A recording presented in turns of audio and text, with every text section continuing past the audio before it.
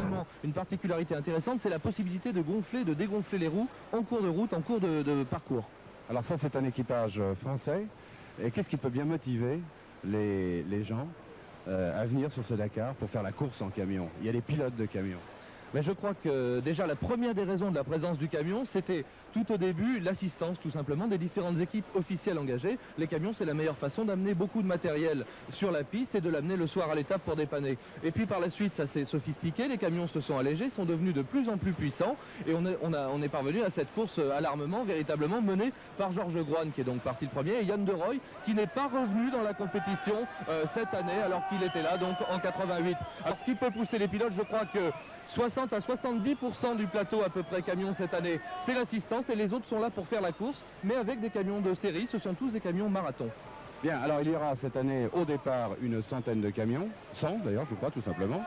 Il y aura au total 500 véhicules. Je ne sais pas si Gilbert Sabine est là, il était dans les parages tout à l'heure, on lui demandera de nous rejoindre dans un instant. À votre avis, est-ce qu'un peloton de 500 véhicules, ça n'est pas trop ? Je crois que si le parcours est prévu pour cela, c'est-à-dire qu'il va également y avoir quelques étapes de décantation, je dirais assez rapidement en Libye. On devrait assister notamment lors de la 3e étape à une étape très difficile avec du sable, avec un décor en plus fantastique.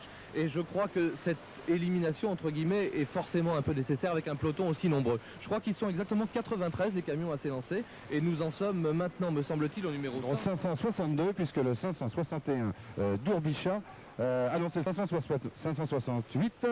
Effectivement, ils ne partent pas tout à fait dans l'ordre. Le précédent, c'était un équipage japonais sur Mercedes 1936 AK-19. Vous voyez, j'ai mes références. Et maintenant, le 568 est un équipage néerlandais et belge. Oui, équipé d'un camion Pegaso, c'est un camion espagnol. On assiste également à une professionnalisation de la course au camion, un petit peu freinée, on l'a dit, par le fait que ces concurrents camions n'étaient pas au départ l'an dernier au Paris-Dakar et que bien sûr l'évolution technique a été ralentie de ce fait, mais ces camions de série sont absolument remarquables et l'option qui a été choisie par TSO, par l'organisation et par la fédération, ma foi, n'est pas mauvaise. Ça permet justement aux conducteurs de camions, aux transporteurs de véritablement tester les camions dans les situations dans lesquelles ils peuvent les acheter. Alors rappelons aussi que le Dakar, au départ, c'est une grande fête populaire, on le voit encore cette année. Hier, pour le prologue de Chevilly-Larue, il y a eu plusieurs dizaines de milliers de personnes très tôt le matin rassemblées dans ce terrain boueux pour voir ce prologue. Et ce matin, il y a énormément de monde ici sur ce merveilleux parvis. Je ne sais pas si on l'a à l'image, peut-être pour nous voir les spectateurs tout à l'heure. Non, pour l'instant, on est toujours devant les camions.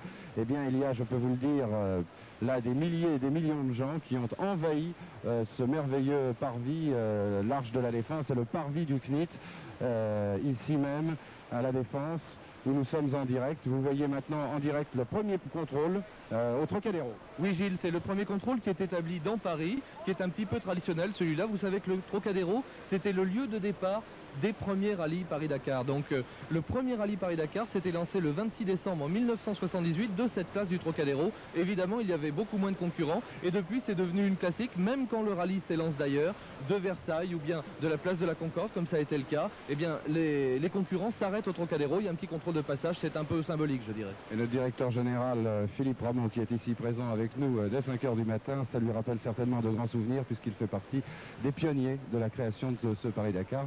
Faut-il le rappeler, c'est pas par hasard si la 5 aujourd'hui couvre le Dakar. On parlait de Paris, alors on va dire peut-être un petit mot si vous êtes parisien, si vous vous levez tôt aussi, vous avez réveillonné, fêté Noël. Au passage, on vous souhaite à toutes et à tous d'excellentes fêtes de Noël. Et bien si dans la foulée du réveillon, vous avez la gentillesse de venir voir passer les concurrents, Jean-Luc, on peut peut-être dire à ceux qui nous regardent et nous écoutent où vont passer les concurrents maintenant.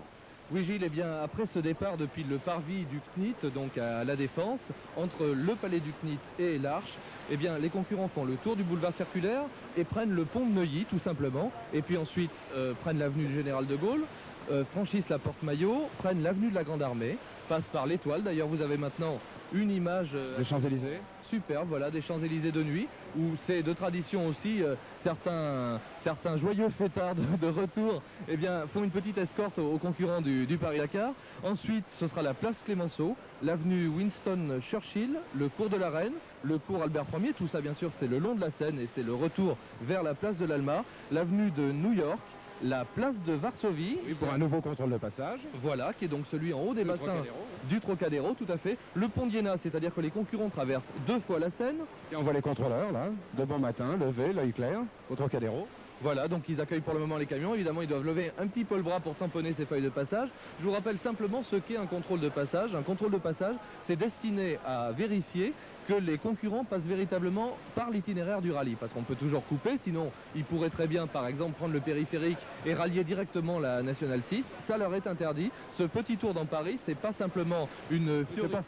C'est pas pour faire joli. Hein. Pas du tout, c'est pas pour faire joli. Enfin, c'est bien sûr pour le plaisir et montrer à la population de Paris les concurrents du Paris-Dakar. Mais c'est obligatoire puisqu'il y a ce contrôle de passage. Après... une parenthèse, ce que vous voyez à l'antenne, c'est le Mercedes 575 de Gauthier, un équipage français. Oui. Voilà, après donc ce contrôle de passage en haut du Trocadéro, il y a le pont d'Iéna, donc ils repassent de l'autre côté, le quai de Grenelle, passage sous pont du périphérique, et bien sûr, ils prennent le périphérique à la bordure de l'héliport d'ici les Boulineaux. La sortie de ce périphérique s'effectue porte de Charenton pour prendre la Nationale 6. Alors ensuite, c'est la Nationale 6 pratiquement jusqu'à Lyon, je crois, hein, et ensuite la Nationale 7 jusqu'à Marseille. Voilà, exactement, Nationale 6 donc par Melun, Fontainebleau, Sens, Auxerre, Avallon, Saulieu, Chalon-sur-Saône, Tournus, Mâcon, Villefranche-sur-Saône. Cette Nationale 6 parvient à Lyon comme vous l'avez indiqué. Gilles, ensuite c'est la 7, Vienne, Valence, Montélimar, Orange, un contrôle de passage à nouveau à Avignon. Sur le pont. Peut-être sur le pont, pourquoi pas, en tout cas juste à côté. Ensuite Salon de Provence et puis l'autoroute jusqu'à Marseille. Jusqu'à Marseille où nous vous retrouverons bien évidemment ce soir en direct. Mais d'ores et déjà, je peux vous dire qu'on vous fera revivre les grands moments de cette première étape française grâce à nos équipes qui s'arrêteront notamment à Lyon pour avoir filmé la première partie du parcours. Donc à 13 h en direct, on vous fera vivre la première partie de la descente en force, comme on dit traditionnellement dans le Dakar. Voilà, nous rejoignons là les images des Champs-Élysées alors que vous avez vu le camion de Gauthier prendre le départ, le numéro 575. Les camions vont partir jusqu'à environ 6 h du matin. Ensuite, ce sera le tour des motos, toujours pour des questions de sécurité. Et ensuite, les voitures qui partiront, elles, vers... Eh bien, je crois que la première voiture est prévue aux alentours de 7 h ou 7 h 30. Ça dépendra du retard. Tout à l'heure, il y avait un léger retard pour les camions, c'est-à-dire que les premiers se sont élancés à l'heure et puis ensuite, il y a eu un léger break. Tout dépend du break qui est à la disposition du directeur de course entre les différents concurrents, les différentes catégories, c'est-à-dire camions, motos et voitures. Et vous avez vu à l'antenne le Mercedes Unimog de Fricker et Langlois. Encore un équipage français. Il y a beaucoup de Français finalement dans les camions. Hein. Oui, pas mal de Français puisque ce sont des assistances d'équipe. Et souvent ce qui se produit également, c'est que certains concurrents se regroupent pour bénéficier d'un camion. Ils n'ont pas les moyens eux-mêmes d'engager un camion pour une seule équipe.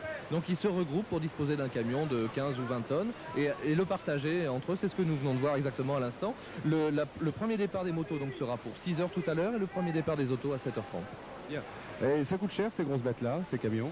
Ça peut coûter extrêmement cher, oui. Je crois que là, ce sont plusieurs centaines de milliers de francs, évidemment, mais ce sont des camions de série, maintenant, nous l'avons dit. Donc ça limite un petit peu la course à l'armement, fatalement. Je crois que dans le cas de camions de De Roy, qui avait un châssis tout à fait particulier, comportant notamment de l'aluminium, du carbone, etc., pour gagner du poids, toujours, puisque le poids général de son camion était descendu en dessous de 10 tonnes. Le prix de ce camion était inestimable. Cela, je crois qu'il faut consulter le catalogue des constructeurs. Ça doit se chiffrer aux alentours de 4 à 600 000 francs. Oui, vous avez aperçu à l'instant le visage barbu de notre ami Gauthier qui va prendre... En fait, ils prennent le départ et ils s'arrêtent tout de suite un petit peu après. Hein. Ils ne partent pas tous plein pot comme les motos ou les autos. Oui, il arrive qu'ils s'attendent d'une part entre concurrents et puis d'autre part ce sont des véhicules d'assistance, ne l'oublions pas. Donc certains ont probablement pour consigne et pour mission d'attendre les concurrents qu'ils sont chargés d'assister. Donc je pense que c'est la raison pour laquelle ces camions ne s'élancent pas directement sur la route puisqu'il est important qu'ils attendent les concurrents chargés d'assister. Si ces concurrents ont besoin de pièces, eh bien le camion, s'il est devant, évidemment, c'est pas possible. C'est pas possible. Alors là, on voit le Tatra, un gros Tatra, le 580 qui apparaît à l'antenne. C'est le Tatra de Joyet, Parisot et Lelay. C'est encore un équipage français. Oui, c'est encore un équipage français. Je crois que c'est le camion qui assiste les deux buggy d'ailleurs de Cotel et Gluck que l'on a vu hier dans le prologue. Ils auront besoin d'être assistés parce que notamment Gluck, il a eu des problèmes hier, le pauvre. Oui, Gluck a eu des problèmes effectivement de motricité, semble-t-il, peut-être de pneus trop gonflés. On a parlé, Gilles, hier de ce problème de pneus dans le prologue, dans la mesure où la boue a évidemment modifié les conditions d'adhérence. On a souligné la belle performance du buggy d'Arnoux qui a signé ce temps scratch après que nous ayons nous rendu l'antenne en direct. Il faut signaler que ce buggy est un buggy 4 roues motrices et c'est le seul dans son cas. C'est la raison pour laquelle, alliant à la fois la motricité des 4 roues motrices et la légèreté des buggy, eh bien il a pu se classer très bien. On en revient toujours à ces camions avec le 588, c'est un Mercedes Unimog d'un team italien. Oui, un team italien, Pirola et Farina. Farina, un nom célèbre, je ne sais pas s'il est de la famille du célèbre Farina. Du designer, je n'en suis pas certain. En tout cas, pensez au pilote de course aussi. Il y a eu un Farina, moi j'étais tout petit, je l'ai vu à Montlhéry. Hein. Absolument, c'est tout à fait possible. Ici nous sommes, je crois, en direct du Trocadéro où les camions se succèdent toujours pour ce contrôle de passage, comme ce sera le cas évidemment pour tous les concurrents pendant cette matinée. Donc si vous ne pouvez pas vous rendre ici au Palais du CNIT à la Défense, eh bien vous pouvez vous rendre également au Trocadéro, vous pourrez assister au passage des concurrents. Alors tiens, je profite de l'image qui apparaît sur l'antenne pour que vous voyez un petit peu comment ça se passera si vous venez au CNIT. Nous profitant des marches qui descendent du haut de l'arche, finalement vous pouvez voir le départ où nous nous trouvons ici. Et comme dans des tribunes d'un stade, c'est absolument extraordinaire. Et comme vous pouvez le voir, il y a déjà des milliers et des milliers de spectateurs qui ont fait ce déplacement pour être avec nous ici ce matin pour une proteste. Parce qu'en même temps, figurez-vous que sur notre écran de retour, ça leur permet de voir la télévision, car le départ des camions n'est pas donné exactement au même endroit que le départ des motos et des autos. Car les camions, encore pour des raisons pratiques et de sécurité, on ne peut pas les faire passer sur le podium où nous nous trouvons. Voilà, je crois qu'il y a une question de podium et puis également une question de résistance de cette superbe et magnifique dalle que vous apercevez ici avec tous les spectateurs, de cette dalle devant le Palais du CNIT, entre le Palais du CNIT et l'Arche, qui ne supporte pas éventuellement la pression au sol de ces énormes camions. Donc c'est la raison pour laquelle l'organisation a préféré sagement donner le départ des camions juste à côté, auquel vous avez assisté tout à l'heure, le long du parcours circulaire. Donc les camions ne passent pas par ici, mais ce sera le cas pour les motos, bien sûr, dans quelques minutes maintenant. Et voir ce dont rêvait Thierry, c'est-à-dire la victoire peut-être d'un camion à Dakar. Revenons aux motos avec la numéro 23 de Gilles Moreno. Oui, Gilles Moreno avec une Yamaha Ténéré, un pilote espagnol. Chevronné qu'on connaît, hein, qui est déjà venu sur le Dakar. Oui, qui est déjà venu sur le Dakar. Vous voyez qu'ils sont chaudement équipés, notamment au niveau du casque. Ces casques qui sont des casques intégraux, et évidemment que l'on ne retrouve plus en Afrique après, puisque après ce sont des casques intégraux, mais des casques cross spéciaux, dans lesquels les pilotes peuvent respirer. Là, évidemment, le problème, c'est de lutter contre le froid, encore que, fort heureusement, ce 25 décembre, on a l'air très clément sur toute la France. Oui, et on ne voit pas ce que l'on voit en Afrique, c'est-à-dire le petit tuyau qu'ils ont dans la bouche pour boire, pour s'alimenter, pour éviter toute déshydratation. Oui, aussi, Gilles, là, vous voyez qu'il a des manchons également, celui-là, voilà, à l'avant de sa moto. Ici, vous distinguez le compteur et le Tripmaster, très précis, dont sont évidemment équipés les motos, de manière à pouvoir naviguer au plus serré dans le dédale de piste. C'est également le roadbook, en général, qui se déroule tout seul. Voilà, ils ont souvent des déroulants de roadbook. Là, en général, les machines n'en sont pas encore équipées, dans la mesure où, bien sûr... Aujourd'hui, c'est balisé, là. Voilà, c'est pas nécessaire. National 6, on l'a dit tout à l'heure, jusqu'à Lyon, puis National 7 après. Et à part les Japonais, les autres devraient se débrouiller. Oui, et encore, les Japonais travaillent tellement sur le Paris-Dakar avant de partir que je crois que ce ne sont pas ceux qui sont le plus susceptibles de se perdre. Et vous entendez à chaque fois le départ d'un moteur ponctué par cette foule de milliers de personnes qui est présente ici depuis 5 heures du matin, enfin que dis-je, depuis 4 heures du matin sur ce parvis du CNIT. Oui, je voulais revenir sur le concurrent précédent, Medardo, le numéro 27, Luigi. Il faut signaler qu'il a signé la deuxième performance dans le prologue d'hier avec sa Gilera 600. Étonnant. Il a fait le deuxième temps. Tout à fait, à seulement 12 secondes de Charbonnel, ce qui est une référence. Charbonnel étant un superbe pilote d'enduro français. Donc, Medardo, très bon pilote. Maintenant, le numéro 29 sur le départ, c'est Marcaccini. Toujours une forte représentation italienne dans ce Paris-Dakar. On sait que le Paris-Dakar est là-bas un véritable mythe, comme au Japon. Dès le départ, les Italiens se sont intéressés au Paris-Dakar et viennent en force. Numéro 30, c'est Alughi, Giampiero Alvigi avec une Yamaha TT. On voit le roadbook là. Voilà, on voit le déroulant, vous voyez, ici c'est très simple, sortie numéro 3, c'est ce qui concerne bien sûr la venue, probablement il n'a pas encore tourné, la venue ici sur le circulaire de la Défense, donc il va maintenant faire tourner son roadbook pour savoir où il va en sortant. Tiens, sur la moto du 31, si notre caméraman et notre réalisateur peuvent nous montrer à nouveau le roadbook, si roadbook il y a, ça serait intéressant de le regarder de près. Ça demande une petite manipulation, mais ça va se faire, hein, sur cette moto ou sur la prochaine, qu'importe. Parce que c'est vraiment très spectaculaire. C'est un roadbook qui se déroule selon la volonté du pilote. Voilà, c'est ça. Il y a également des commandes électriques de déroulant de roadbook, c'est-à-dire que certains pilotes ont équipé leur machine d'un bouton et ça leur permet, sur simple pression du bouton, de faire dérouler ce... Ah ben lui, il a son petit sac aussi dans le dos. Voilà, le numéro 32. Alors là, c'est l'EGVAC sur une Honda Africa Twin. Donc un pilote qui fait partie de ce challenge Africa Twin, on peut lui demander ce qu'il pense de sa machine tout terrain. Déjà testé en tout terrain? Ah oui, tout à fait, au prologue d'ailleurs, je me suis bien défendu, contrairement à ce que je croyais, vu la lourdeur de la machine, mais ça se passe très très bien, vu le poids de cette machine. Excellent. Bonne idée alors ce trophée Africa Twin. Mais excellente idée de la part d'Honda, oui. Eh bien, on vous remercie, on croise les doigts et bonne journée de Noël. Et les voilà partis pour Marseille. Ils s'arrêtent pour déjeuner, qu'est-ce qu'ils font sur la route? Ils ont le droit? Ils ont le droit tout à fait puisqu'ils ont un temps à gérer qu'ils gèrent comme ils le veulent. Mais je crois qu'évidemment tous les pilotes ont intérêt à rallier le plus rapidement possible Marseille parce qu'on ne sait jamais ce qui peut se produire après. C'est-à-dire que tant qu'on n'est pas arrivé, c'est tout bête, on l'a vu hier pour Jacques Lafitte, mais il peut se produire tout un tas d'incidents. Une plaque de gasoil par exemple aussi également, surtout pour les motards. Et puis la déconcentration au bout de 800 km de goudron. Donc je crois que les pilotes en général s'arrêtent un minimum et ont toujours tendance à avancer le plus possible. Vous qui êtes un habitué du Dakar, est-ce qu'il y a beaucoup d'éliminés, beaucoup d'abandons lors de cette traditionnelle première étape française? Non, heureusement il y en a très très peu. Ça peut être une bêtise comme c'était le cas pour Jacques Lafitte.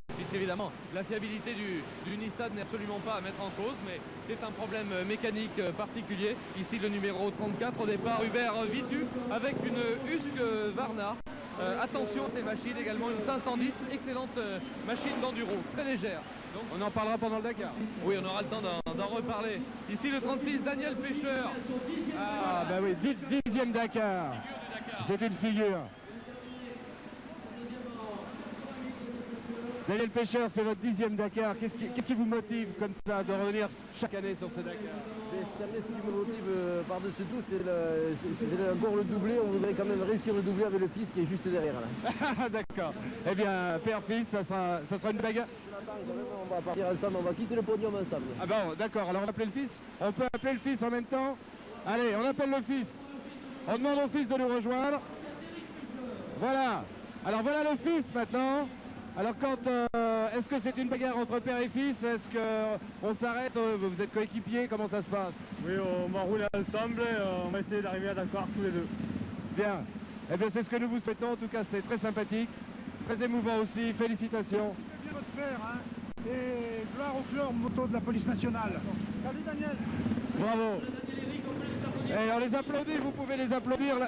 La foule le fait. Je vais essayer de retrouver Jean-Luc Roy maintenant, puisque nous partageons le micro. Tandis que Pierre-Marie Poli est là. Oui, effectivement, Pierre-Marie Poli qui ne devait pas partir et qui a pu rattraper la piste. Je voulais revenir un petit peu sur les pêcheurs là, qui sont vraiment des figures du Paris-Dakar, parce que le fils n'a pas eu vraiment beaucoup de chance. C'est-à-dire que 2 fois, il est parti avec son père et 2 fois, il n'est pas arrivé. Une première fois, un accident en France, on en parlait tout à l'heure, donc dans la liaison, tout bêtement, un accident à Toulouse. Et puis une autre fois, il a chuté, il a dû abandonner. Donc je crois que maintenant, vraiment, le souhait de Daniel, c'est d'amener Eric jusqu'à Dakar. Le fils doit suivre son père quand même, enfin tout de même. Je crois qu'il a intérêt et c'est parti pour Pierre-Marie Poli, le numéro 38, donc qui part finalement tout simplement au guidon d'une Africa Twin. Sans casque, il a le droit? Non, il va le mettre tout de suite. Ah bon, d'accord. Ça c'était pour les photos. Bien, alors maintenant la moto suivante. Attendez, on va prendre nos esprits parce que quand on bouge sur ce podium, ça n'est pas facile. Il y a beaucoup de monde, beaucoup de caméras, beaucoup de fils. C'est le numéro 39. Oui, la machine numéro 39, donc avec Philippe Bergeron et sa Yamaha Ténéré. Alors il faut savoir que Yamaha, vous voyez cette machine qui est très bien préparée, a également mis sur pied cette année une opération dans le même esprit. C'est-à-dire qu'elle permet à une vingtaine, je crois qu'ils sont 18 exactement, concurrents privés, de partir dans les meilleures conditions. Ici, c'est Gilles Francru, le numéro 40. Alors lui, c'est également un excellent pilote. Hein. Gilles Francru, un enduriste qui a été champion de France à plusieurs reprises. Voilà, qui a gagné le Touquet, tout à fait. C'est un pilote très très rapide avec sa Honda, qui revient au Paris-Dakar, qui était venu avec des machines de temps également, avec des KTM il y a plusieurs années. Donc un excellent pilote. Je pense qu'on va pouvoir retrouver Gilles dans de bonnes conditions dans certaines étapes. Je suis en train de regarder dans quelle catégorie il est engagé. Lui aussi c'est en marathon, donc il a choisi de partir en fonction de ses moyens et probablement d'essayer de remporter la catégorie marathon réservée aux motos de série. Alors marathon, ça veut dire qu'il se débrouille tout seul avec son sac à dos. Voilà, et puis aussi qu'il a une machine qui est rigoureusement proche de la série, c'est-à-dire que très très peu de modifications sont autorisées, simplement les modifications de sécurité. Ici, Ozano, qui était là également l'an dernier, toujours cet objectif Dakar Africa Twin, c'est-à-dire ces machines qui sont toutes semblables. Ils sont une vingtaine cette année, ils étaient 47 l'an dernier au départ, et qui permet à des privés de participer au Paris-Dakar dans les meilleures conditions et pour une somme surtout très réduite. Voilà, c'est une bonne idée d'encouragement donc pour tous ceux qui aiment l'aventure, qui sont capables de la réaliser. Ah oui, là, il faut de toute façon une condition physique extraordinaire. Et vous voyez ici, tout ce public est venu se masser au départ sur les marches qui nous font face ici, qui font face à ce podium. Donc les marches qui sont sous l'Arche de la Défense, face au Palais du CNIT que vous distinguez. Plusieurs dizaines de milliers de personnes ici. Le départ de ce Dakar, c'est vraiment toujours la fête et nous apercevons Philippe Bruet qui n'est pas encore prêt, qui est en position, je vous le dis tout de suite, afin de pouvoir interviewer à tout moment les concurrents qui démarrent. Il n'est pas tout à fait placé au même endroit que nous, parce qu'il pourra les interviewer un peu plus longuement. Nous sommes au moment du décompte et quand on leur fait dire quelques mots, c'est avec la gentillesse des organisateurs de TSO, mais on fait perdre un petit peu de temps. Alors il vaut mieux les interviewer quand ils sont avant l'entrée sur le podium, avant le départ. Et là, vous entendrez tous les grands champions qui animent ce Dakar, bien sûr. Voilà, là c'est un petit peu difficile, d'autant que les départs sont donnés toutes les 30 secondes pour des raisons de rapidité, bien sûr. Donc c'est toujours un petit peu difficile de leur arracher quelques mots. La plupart sont casqués également, ce qui pose un problème. Ici, vous voyez toute la file des concurrents qui attendent patiemment et on distingue notamment les équipes, je crois, Yamaha dans le fond, numéro 43. 43 qui arrive. Oui, 43, je regarde un tout petit peu plus loin, un tour du 60. 43, c'est Basti, non? Oui, le 43, c'est ça, Patrick Basti. Toujours l'opération Africa Twin et certaines de ces motos ont d'ailleurs participé déjà au Paris-Dakar l'an dernier, exactement dans les mêmes conditions. Alors, vous qui avez fait de nombreux Dakar en tant que concurrent, qu'est-ce qu'on ressent quand on est dans la file? Là, tiens, on la voit là, en tête. Quand on est dans la file, soit en moto, soit en voiture, et puis qu'on attend là. Bah écoutez, je dirais qu'à part l'arrivée, bien sûr, qui est la satisfaction la plus intense qu'un concurrent puisse ressentir, c'est un moment fantastique ce départ, parce que ce jour-là, tout le monde est seigneur du désert, tout le monde est prince et tout le monde est président de la République. Tout le monde est Père Noël. Exactement. On vous acclame déjà ici au départ sur ce podium, mais après sur toute la descente en France, systématiquement dans chaque village, il y a des centaines ou des milliers de gens qui sont massés et qui viennent vous voir dès que vous vous arrêtez à un feu rouge pour vous féliciter, pour vous dire qu'ils vous admirent, qu'ils vous envient et qui sont avec vous tout le long, et ça fait vraiment très chaud au cœur. La moto numéro, je suis pourtant pas réveillonné, je vous assure. La moto numéro 45, c'est celle de Fox. Oui, Anthony Fox. Un grand breton, un britannique. Et oui, un pilote britannique, qui sont rares les étrangers à avoir participé à ce trophée Africa Twin. Mais vous voyez que lui est venu de Grande-Bretagne. Et maintenant le numéro 46, voilà, oui, Jean-Claude Mazet, excellent enduriste, un garçon tout à fait entraîné, et pour manier ces machines, c'est à nouveau le départ de ce 12e Paris-Tripoli-Dakar, et derrière lui, porte-le le 47, donc toujours pour les amis Catherine, on va avoir une série d'Africa Twin. Je lui ai demandé des motards, le casque, la visière, de nous rejoindre derrière, départ donc la combinaison, tout ça. Quand il retire le casque, vous avez vu tous des motards ont ce sourire, cette gentillesse. Toujours cette opération Africa Twin. Et c'est pas péjoratif, des braves types, on les aime bien. Ah oui, ce sont des types fantastiques. De toute façon, il arrive là aussi, malgré tout fréquemment, quoi qu'on en dise, on dit que l'esprit du Dakar n'est plus là. Bon, peut-être pour les meilleurs, mais je dis que les meilleurs, quelle que soit la discipline dans laquelle ils concourent, sont toujours là pour gagner. Après, derrière, eh bien, ma foi, personne n'hésite à perdre 5, 10 minutes, un quart d'heure pour aider quelqu'un, et surtout pour aider un motard, surtout quand il est blessé. Je dirais, il faut vraiment avoir un cœur de pierre. Malheureusement, là aussi, c'est arrivé quelques fois, pour ne pas s'arrêter, porter secours à quelqu'un qui est tombé ou qui est en difficulté. La majorité des cas, on l'a vu même pour les plus grands, que ce soit X ou Vatanen, ils s'arrêtent, quitte à perdre du temps et quitte peut-être à risquer de perdre le Dakar. Oui, je crois que ça c'est un petit peu comme les gens qui roulent très vite dans les villages. Là aussi il y a un vaste débat. L'immense majorité des concurrents réduit considérablement sa vitesse dans les villages. Bien sûr il y a quelques excités, mais ceux-là de toute façon ils ne sont jamais devant parce que c'est pas dans les villages qu'on gagne du temps. Et c'est Robinet qui vient de partir, sans problème de Robinet bien sûr. Il fallait dans la bonne humeur qu'on souligne un mauvais jeu de mots ce matin. Elle est très bien, Gilles, elle est très bien. Voici le 49, sur lui j'ai rien à dire de particulier, c'est Favolini, mais vous je sais que vous avez quelque chose. Oh bah écoutez, oui je vais vous raconter que c'est encore un garçon qui participe à cet objectif Dakar Africa Twin, qui est managé par Bernard Rigoni, il faut le dire. Et Bernard Rigoni est un ancien pilote également, un ancien pilote d'usine Honda. C'est-à-dire qu'il a participé à de nombreuses compétitions pour Honda, notamment au Paris-Dakar. Il a été un des meilleurs pilotes du Paris-Dakar. Il a aussi couru sur la piste de vitesse. Donc Bernard est un type parfaitement opérationnel et compétent pour aider tous ces amateurs. Guy Tardieu maintenant, un Français, toujours de l'équipe Africa Twin. Et il reste encore 1, 2, 3, 4, 5, 6 motos d'Africa Twin. Oui, au total, donc, ils sont une vingtaine, hein, à peu près. De toute façon, là aussi, Yamaha, cette année, mis sur pied un challenge de la même origine.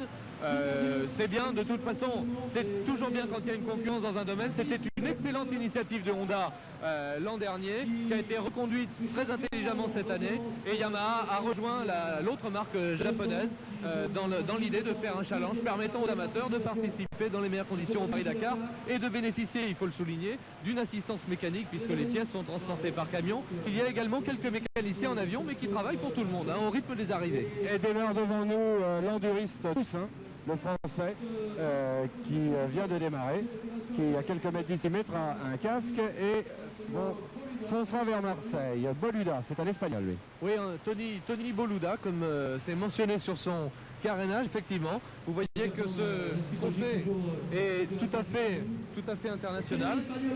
On a vu un Britannique tout à l'heure, un Espagnol maintenant, et les pilotes se succèdent toujours toutes les 30 secondes sur ce podium de départ. Évidemment, ces garçons avec leurs Africa Twin ont été à la tâche hier dans le prologue, puisque le terrain est très difficile. Pour eux, ouais. Voilà, pour eux. On a maintenant le passage au Trocadéro. Le passage au Trocadéro du numéro 23 que vous avez vu partir tout à l'heure. Et le 23, ce n'est autre que... Pardon, 27. Ouais. Le 27, Luigi Medardo. Oui. Ah bah oui. Luigi Medardo, voilà, qui est le second du classement général pour le moment, hein, simplement. Le 35. Oui, alors Bruno Barguil qui n'est pas à sa place, hein, lui qui part avec une Suzuki. Je crois qu'il aurait dû partir il y a un petit moment, c'est même une certitude. Il est un petit peu en retard, peut-être qu'il a trop fêté le réveillon. Ou il a oublié de se réveiller, je sais pas. Bon, il part, c'est l'essentiel. Le 54, il reprend l'ordre avec le Français Jouy. Oui, Olivier Jouy, toujours ces pilotes, vous voyez, qui trouvent quelques sponsors personnels pour compléter leur financement. Ferrari, on voit sur le protège-main à gauche. Je ne suis pas persuadé que la maison Ferrari ait directement été mise au courant de ce détournement de slogan, mais c'est pas grave. Un admirateur, un aficionado probablement. Maintenant, le 55, c'est Serra Lamarque. Oui, un Espagnol, toujours dans ce... Beaucoup d'Espagnols hein, cette année. Oui, ils y viennent également. Hein. Ça a commencé par les Italiens, donc, qui sont venus en force. Il y a beaucoup de Belges, on le verra tout à l'heure en automobile aussi, pas mal de Hollandais. Mais effectivement, en moto, à part les Français, ça se centre surtout sur l'Italie et l'Espagne. L'Italie et l'Espagne est venue d'abord avec ses grands champions, et puis ces champions du donnez-vous au privé.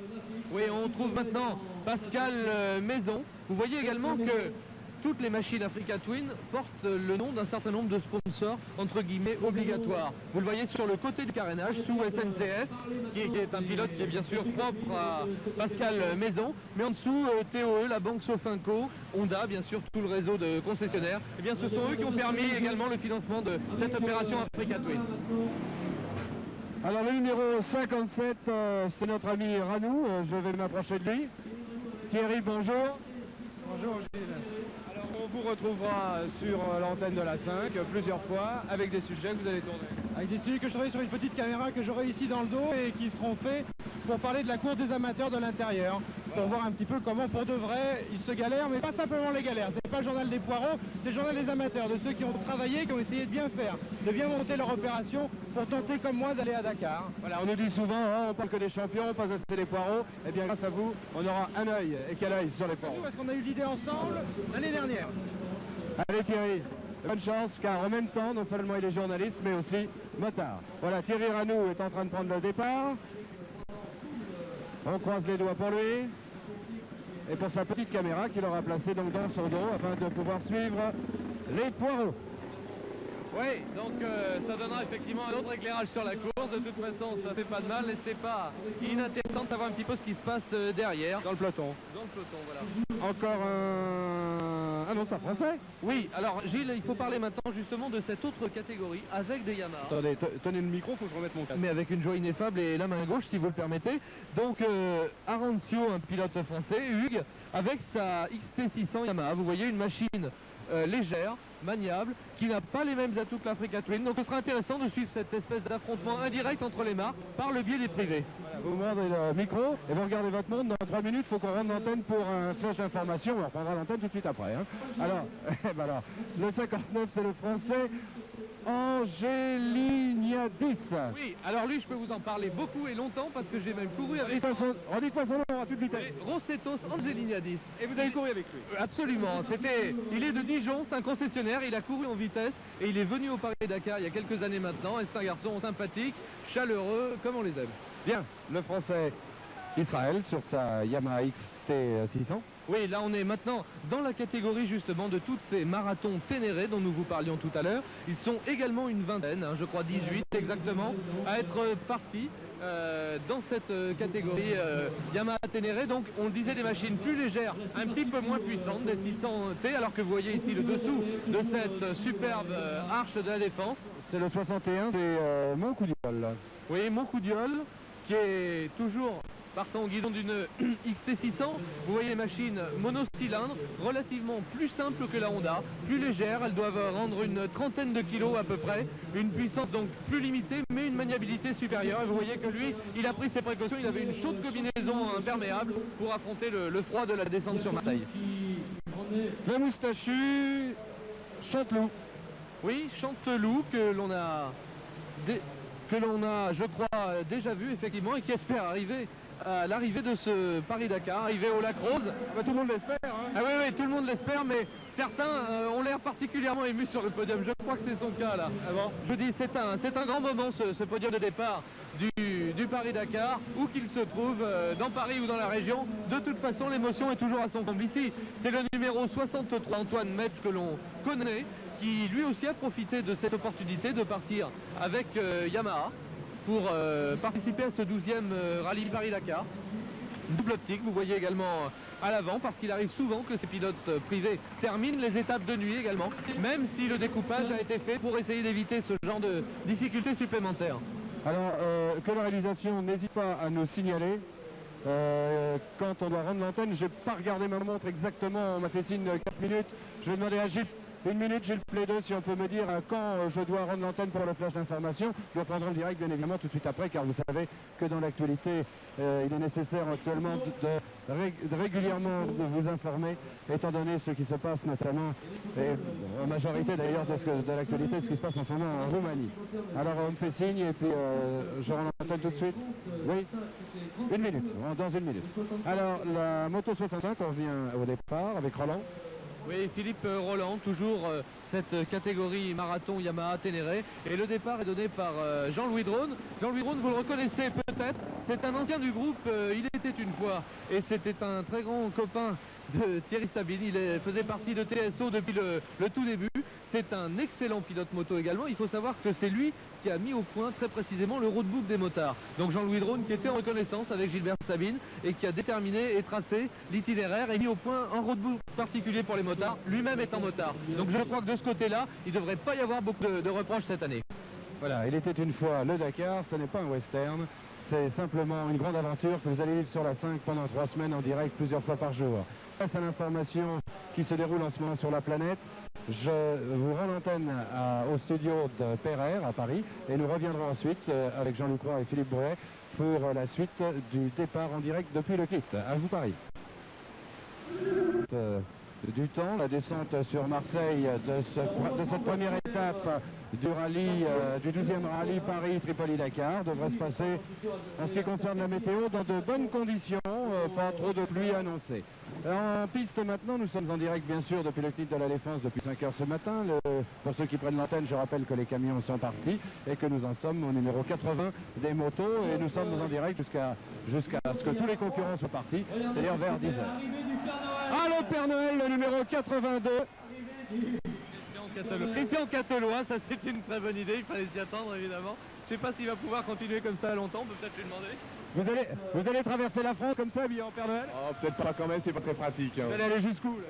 Oh, là, je vais faire un petit tour sur la Grande Armée. Jusqu'aux Champs-Élysées? Par exemple, oui. En tout cas, c'était une très très bonne idée. Ça fait plaisir à tout le monde. C'est l'esprit du Dakar. Voilà. Eh bien, on vous souhaite une très bonne course. Allez, on décompte. Oui, c'est une super idée ça de la part de Christian Catelois, effectivement, qui va faire plaisir à pas mal de gens. Il faut dire qu'il fallait s'y attendre, c'est même étonnant que personne n'y ait pensé plus tôt dès l'an dernier. Voilà, ben ça c'est le Dakar. Et des plaisanteries sympas comme ça, bien, on en a souvent au bivouac le soir. Le 83. Oui, le 83, c'est Philippe Brenner. On a malheureusement pendant le flash d'information tout à l'heure, et d'ailleurs on peut juste en dire un mot sans revenir là-dessus, c'est toujours un petit peu bizarre de voir les événements dramatiques, nous avons vu les images terribles, mais c'est la vie reste, et de continuer maintenant évidemment avec le Paris-Dakar, mais effectivement c'est la vie, et comme vous le disiez très justement, je crois que Jean-Louis Calderon aurait voulu que ça se passe comme ça et qu'on continue, donc on y va. Alors, on a vu partir tout à l'heure Laurent Charbonnel, le numéro 76, qui est l'homme qui a réalisé le meilleur temps dans le prologue hier, donc c'est pas une surprise parce que Laurent Charbonnel, c'est un excellent enduriste, il est champion du monde d'enduro. Et maintenant on voit Thierry Charbonnier qui lui aussi a été champion du monde d'enduro et qui part sur une Kawasaki Tangai, c'est-à-dire une machine en T2, une machine en silhouette si vous voulez, intermédiaire. C'est un vainqueur possible? Oui, peut-être pas. Vos ambitions, allez. Mes ambitions, c'est tout d'abord d'arriver à Dakar parce que vous savez, c'est pas simple. Je crois que pour tous les gens, d'arriver à Dakar, c'est déjà une victoire. Alors, on va essayer de voir la plage pour la 6e fois. Mais est-ce que le champion que vous êtes voit encore plus? Ah, mais écoutez, je vois un petit peu rouge quand même. Oui, j'espère bien finir dans les 10 premiers. Eh ben voilà, c'est ce qu'on voulait savoir. Allez, on le remercie parce que son temps était compté. Hein. Oui, il a perdu quelques secondes, mais c'est un professionnel. Alors toujours chez Kawasaki maintenant, le numéro 86, voilà, c'est Guido Maletti, un pilote italien qui a été intégré à cette nouvelle écurie Kawasaki, montée par Kawasaki France et qui est managée par Jean-Claude Chemarin, il faut le souligner.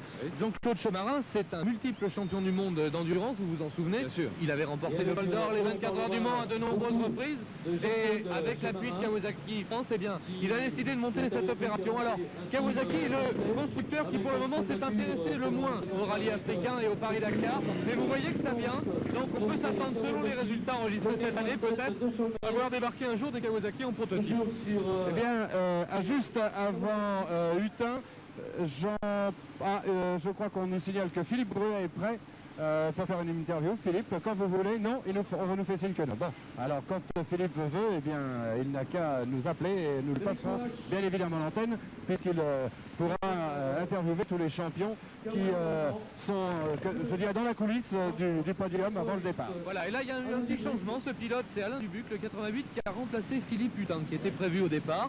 Et donc je crois qu'hier d'ailleurs nous avons commis une erreur en parlant de lui comme étant Philippe. Ah oui, mais on ne le savait pas. Et avec le casque, on ne peut pas le savoir. On avait la dernière liste qui était à jour, donc c'est bien Alain Dubuc qui est au départ sur cette autre Kawasaki du team KMF France. Frédéric Ouache, non, alors on revient. Thierry Magnaldi, le 74. Voilà, comme vous venez de l'entendre peut-être, grâce au speaker de TSO, Thierry Magnaldi. Oui, alors un super pilote, Thierry Magnaldi, qui est un pilote Honda, donc, ex-pilote Honda l'an dernier, qui avait très très bien marché et qui s'est retrouvé évidemment à pied puisque l'écurie Honda a été dissoute cette année officiellement. Honda a décidé de ne pas revenir tout au moins pour le moment. Donc ancien pilote d'usine, mais vous voyez, la passion du Dakar, c'est ça aussi. Même en privé, eh bien il continue. Le 89, le français Ouache, Kawasaki. Frédéric Ouache, encore une Kawasaki qui ne fait pas partie du team officiel, mais qui bénéficie certainement de l'assistance. Donc une belle équipe. On peut signaler aussi que dans les équipes d'assistance, on trouvera Paul Belmondo. Donc c'est quand même une équipe avec des grands noms. Je dirais Jean-Claude Chemarin comme team manager et Paul Belmondo au volant d'une voiture d'assistance. C'est déjà une belle affiche. Et notre premier japonais, le numéro 90. Oui, 90. Mazuro Yamamura, donc toujours un petit peu difficile à prononcer. Non, mais d'ici 3 semaines, ça ira. Oui. Yamamura. Voilà. On peut signaler aussi qu'à propos des Japonais, je ne sais pas s'il sera là cette année, mais il y a régulièrement un journaliste japonais. Voilà. Alors, De Pietri. De Pietri, on rappelle rapidement son palmarès. Oui, il a gagné le rallye Pharaon. Il n'a jamais gagné le Dakar, malheureusement. Alessandro, est-ce que cette année, on peut imaginer qu'enfin vous gagnerez le Dakar? Oui, j'espère. C'est la 7e fois que j'essaye et je pense que cette année doit être une bonne année pour Cagiva, j'espère. Quels sont les concurrents que vous craignez le plus? Oui, il y a beaucoup. Tous les Français, tous les Italiens, ils sont 10 pilotes qui peuvent gagner. On verra. La moto a été modifiée, je crois, elle est plus légère encore et plus puissante. Hein. Oui, nous avons amélioré, je pense, comme les autres. Après le Pharaon, nous avons changé encore un peu de choses. La moto s'est parfaite pour le moment. Bien, on va vous laisser parce qu'on ne va pas vous faire perdre trop de temps quand même. Je sais bien que vous êtes un grand champion, que vous allez rattraper ça très rapidement. Mais enfin, on va le laisser partir pour Marseille. Oui, Alessandro. Eddie Orioli. Eddie Orioli, vainqueur du Paris-Dakar en 1988, guidon d'une Honda et l'an dernier qui avait chuté. Ciao Eddie. Bonjour. Alors, cette année, vous aussi, vos ambitions? Refaire la même chose qu'en 88? Pas du tout la même chose qu'en 89. Les ambitions sont toujours de gagner. C'est important de gagner le Dakar. Bien. La première fois pour Cagiva, il faudrait la moto encore progresser, plus légère, plus puissante. Ah oui, mais on a déjà fait beaucoup d'essais au Pharaon et des autres. La moto, c'est parfait. La rivalité avec De Pietri? Ah oui. Au Dakar, oui. Course d'équipe ou course de chacun pour soi? Moi, je fais ma course et lui fait son course. Pour notre plaisir en tout cas. Merci Orioli. On croise aussi les doigts pour lui.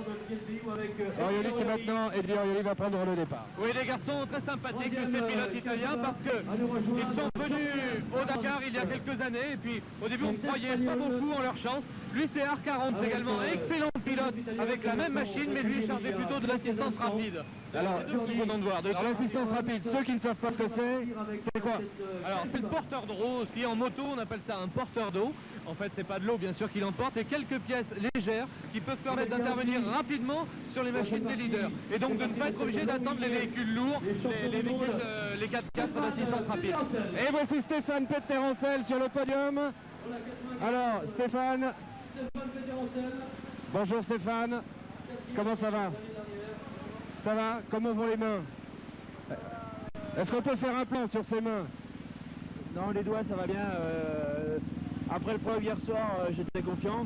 J'ai pas eu mal. C'est seulement la longueur des étapes qui risque de faire souffrir, mais enfin ça devrait aller. Alors après cette blessure des Pharaons, est-ce que vous pouvez bien tenir votre moto malgré ce handicap, ces opérations que vous avez subies aux phalanges? Je suis diminué en force, mais ça devrait quand même aller. Alors, vos ambitions dans ce Dakar? Eh ben, quand même terminer. Ça c'est un rêve, mais quand même terminer sur le podium, ça me plairait. La soirée de Noël s'est bien passée? Calmement, un repas tout simple et puis coucher très rapidement. Bonne route, à ce soir. Stéphane Peterencel.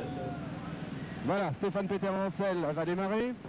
Et Gilles, on n'a pas pu évidemment, vous étiez en train de l'interviewer, mais le caméraman a fait un plan sur les doigts de Stéphane Peterencel, terriblement déformé suite à sa chute. Voilà, alors Cyril Neveu maintenant, on va essayer de s'approcher de lui. Bonjour Cyril, ça va?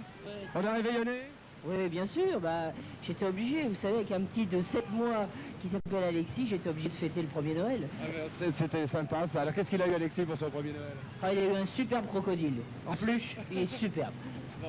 Ça rappelle un peu l'Afrique, c'est pour ça. Évidemment, le crocodile pour l'Afrique, et vous pour l'Afrique, on vous souhaite, je sais pas, une victoire peut-être. Oui, en effet, oui. Je dois dire que ça me fera bien plaisir une 6e, en effet. Merci Cyril, on vous verra souvent sur la 5, le soir au bivouac et évidemment pendant la course. Au revoir. Voilà, dans quelques instants. Voilà, il est prêt à partir? Oui, Cyril Neveu, dont c'est la 12e participation. De ce côté-là, il n'y a pas de problème, qui a remporté pour le moment 5 victoires en Paris-Dakar, un ce qui est absolument unique. toujours simple et toujours vrai. Cyril qui ne fait absolument pas de cinéma et toujours coriace. Voici Franck Picard maintenant. Gilles Picard qui a aidé Laley. Oui, alors Gilles Picard, voilà un porteur d'eau type, voilà un type absolument fantastique, qui n'a jamais joué Dakar personnel, qui a toujours été porteur d'eau chez BMW, après chez Kajiva et maintenant chez Suzuki. C'est un garçon fantastique qui sacrifie systématiquement sa course pour celle des autres et qui est vraiment l'homme de confiance. Je crois que pour Yamaha, c'est un recrue de choix. On va passer la parole peut-être à Philippe Brouillet maintenant. Philippe, parce que vous nous entendez et vous qui vous trouvez en quelque sorte dans la coulisse, oui, je vous passe la parole. Oui, Gilles, si vous me recevez, je peux vous dire que dans 30 secondes, eh bien, nous avons un petit rendez-vous avec Gilles Laley et nous pourrons l'interviewer tranquillement, donc dans 30 secondes après ce dossard 97 qui vient d'arriver vers vous. Bien, on me fait signe que Philippe me repasse la parole parce que je n'entendais pas exactement ce qu'il nous disait. Je sais que nous avons pour l'instant sur le podium, on attend. Oui, nous allons, voilà, Raymond Loiseau. Raymond Loiseau.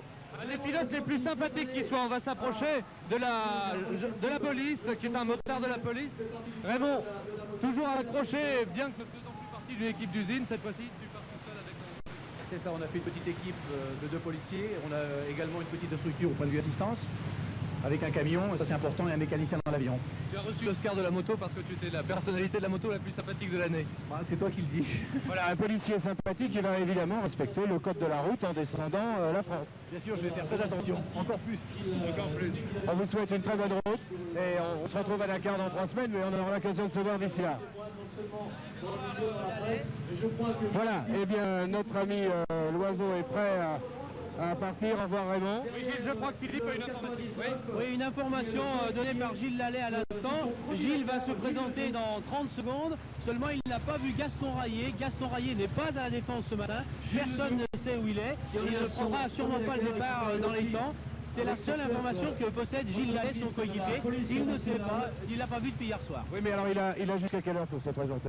Normalement, il devrait partir à son heure, c'est-à-dire juste après Gilles Laley dans 30 secondes.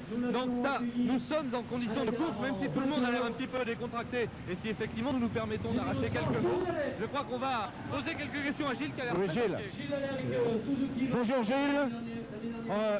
Avant de parler de vous, on va parler de votre coéquipier, on va parler de Rayet. Où est-il? Je sais pas, j'avoue que ça me fait rire, mais c'est pas trop Ça marche pas, hein. Ça marche pas, hein. Point d'interrogation. Non mais c'est... il nous fait une farce ou bien il a un problème? Je sais pas. Je sais pas, puisque moi je suis de mon côté, Gaston du sien, et ce qui fait que pour l'instant il n'est pas arrivé. Alors il s'est peut-être perdu dans la défense, enfin il a un certain délai tout de même pour revenir. Je pense, il faut espérer qu'il n'y ait pas eu un problème, un accident ou quoi que ce soit, puisque là ça devrait y avoir dramatique quand même. Bien, alors vous, on rebelote cette année? Écoutez, oui, Robert, j'espère, puisque pour moi, changement de team, changement de sponsor, changement de type de moto aussi. Donc grosse motivation et j'espère franchement pouvoir faire un doublé en changeant surtout de matériel, ce serait pour moi très sympathique. Et même en changement de matériel, vous pensez gagner à nouveau le Dakar cette année? Écoutez, j'ai signé avec la marque Suzuki parce que je vois vraiment qu'elle a un potentiel pour gagner. Donc je suis très motivé. Et vous êtes au summum de votre forme, donc tout ça devrait aller? Oui, au niveau forme, ça va, il n'y a pas de problème pour l'instant. Le Noël s'est bien passé? Pas trop mal, ça a été, oui. Un peu court. Un peu court, hein. Ah oui, mais quelle aventure devant, hein. Merci, bonne course. Voilà. Oui, on me fait... Ah non, non, oui, c'est Gilles Laley qu'on appelle, c'est pas moi. Quand on dit Gilles, je me retourne, alors ça c'est bon. Non, je crois que c'était Gilles Laley qui effectivement a l'air surpris pour le moment de cette absence de son leader Gaston Rayet. Je ne crois pas que ce soit un facétieux, Gaston. J'espère qu'il n'a pas eu un problème, ou peut-être a-t-il eu, il y a beaucoup de monde ici autour de la défense, peut-être a-t-il tout simplement du mal à accéder s'il a eu une panne de réveil, ça arrive. Non. De toute façon, est-ce qu'il pourrait partir en dernière position? Moi, je crois qu'on ne va pas l'éliminer, que les organisateurs vont décider probablement de lui permettre de partir, mais ce qui est certain, c'est qu'il faudrait qu'il soit là avant la fin du départ des motos. Sinon, ça risquerait de poser un problème. Il ne pourrait même pas partir avant les voitures, par exemple. Bah, écoutez, là, c'est une décision de la direction de course qui devrait être prise. C'est sûr qu'il faudrait lui accorder une dérogation, je dirais. Ça n'est pas normal. Normalement, à partir de maintenant, Gaston Rayet est en retard. Et vous savez, Gilles, que dans ce rallye, on a droit normalement à un laps de temps très limité, un délai de 30 minutes, après, au-delà duquel on n'a plus le droit de partir même si on arrive. Donc sur certaines étapes, il est un petit peu plus long, mais ce qui est certain, c'est que là, Gaston Rayet, lui aussi, est peut-être en train de jouer avec tout simplement sa participation au 12e rallye Paris-Dakar. Ce serait incroyable après ce qui s'est passé hier pour la FIT. Si jamais Rayet ne pouvait pas prendre le départ, ça serait vraiment un gros problème. Non, là, je vous dis... Grosse déception pour nous tous. Je ne vois pas le directeur de course moto. Je vais, si vous m'accordez quelques instants, on peut demander à Marc Roy, le directeur auto. Marc Roy, qui est directeur auto sur le Dakar. Alors que se passe-t-il si Rayet ne part pas dans les délais?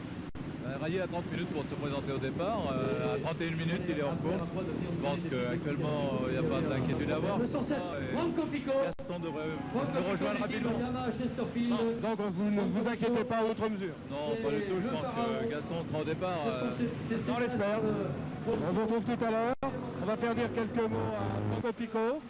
Bonjour Franco. Merci. Pour Noël à vous. Merci beaucoup. Vous avez réveillonné un petit peu hier soir? Non. On fait l'autre soir, on a changé un jour pour faire la fête. Oui, et puis surtout si vous accrochez une très bonne place, qui est votre ambition. Merci, non, oui, c'est vrai, c'est une très belle place. Et on espère de bien faire à Dakar. Et ce nouveau tracé du Dakar qui trace la Libye avec le retour en Mauritanie, tout ça, ça vous va? Oui, on a regardé, c'est toujours très dur comme d'habitude.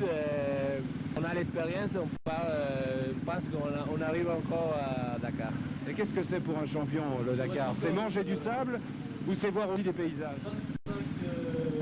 Nous, on regarde le sable, pas les paysages, mais c'est nécessaire de regarder aussi les paysages. Bien, au revoir Franco, à ce soir.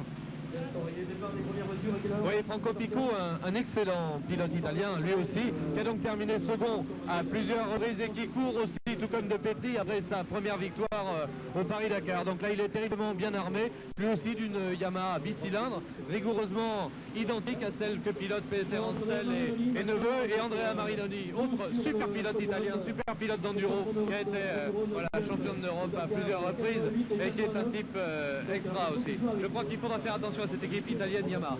Oui, très très belle formation effectivement. Tiens, Gilbert Sabine est près de nous. Gilbert, on a des nouvelles de Rayet, non? Non, pas de nouvelles de Rayet, je ne sais pas ce qu'il est devenu. J'espère qu'il est resté endormi, qu'il va arriver en retard, mais qu'il va arriver quand même. Aucune nouvelle de lui. Non, il ne pourrait pas partir dans les voitures par exemple. Ah non, ça non. Donc une fois que la dernière moto est partie, tant pis, il est éliminé s'il n'est pas là. Ah oui, il sera mis en course. Ce serait dommage. Bon, on espère de tout cœur. Si vous rencontrez hier Rayet, vous le prévenez qu'il se dépêche. Voilà, comme on disait tout à l'heure, il a un délai donc de 30 minutes. Marc Roy nous l'a confirmé. Je pensais que ça dépendait un petit peu peut-être des étapes, mais apparemment c'est une règle qui est unanime dès le départ ici. Alors il faut souhaiter vraiment que Gaston parvienne ici sur ce podium de départ dans un délai qui maintenant est en train de se réduire au fur et à mesure. Nous sommes au numéro 110, Gaston est au numéro 109, donc il a déjà 5 minutes de perdu. Rayet arrive là, Rayet. C'est Philippe Rouet.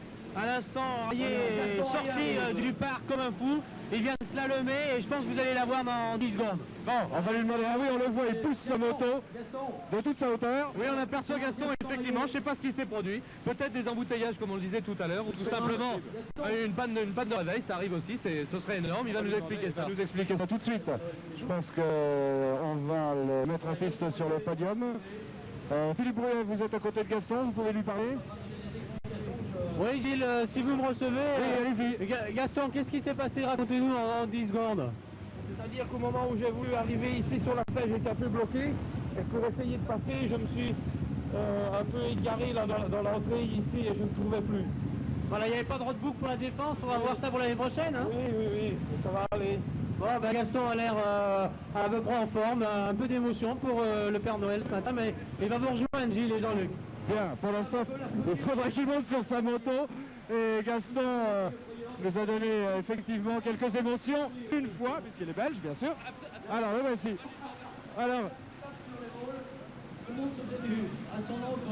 Gaston. J'étais derrière les voitures, il y avait un feu rouge. Alors j'ai essayé d'éviter et puis j'ai commencé à tourner sur le sens giratoire et je ne trouvais plus l'entrée. Alors j'ai tourné quelques minutes. Est-ce que vous avez eu peur? Est-ce que vous êtes dit à un moment, mais c'est pas vrai, je vais pas reprendre le départ, je vais être éliminé? J'y ai pensé quand même un moment. Parce on a cru qu'on t'avait kidnappé. Oui. On nous a dit qu'on t'avait kidnappé. Personne ne voulait donner de rançon pour te récupérer. C'est Gilbert Sabine qui vient de dire ça à Rayet. Bon, tout se termine dans la bonne humeur. Gaston va pouvoir remonter sur sa machine. Une grande figure du Dakar et des motards. Gaston s'en va maintenant. Et vous allez le voir, il monte sur sa moto en démarrant en général. Alors voilà, et voilà, il nous le fait. Il est parti. Ouais, il l'a fait. Bah, écoutez, il fallait une petite facétie des bras. Heureusement, c'est beaucoup moins grave que le problème de la classique hier. Alors, Jean-Christophe Wegner, c'est un jeune de 21 ans dont c'est la première participation au Rallye Paris-Dakar. Et vous voyez que ça illustre ce que nous disions tout à l'heure. Le porteur d'eau attend toujours son pilote de pointe. Et lui aussi a pris une pénalisation. Et je pense que, bon, il n'aurait pas attendu la mise en course parce qu'il avait quand même Gilles Lallet assisté. Mais il a attendu le dernier moment pour venir lui aussi se présenter sur le podium. Il a attendu que Rayet soit là pour partir. Il est fidèle, il fait son boulot. Voilà, heureusement c'était pas trop grave pour Gaston Rayet, mais qui nous en fait des bien belles. Après ces problèmes de carburation auparavant, je pense que là il va partir gonflé à bloc.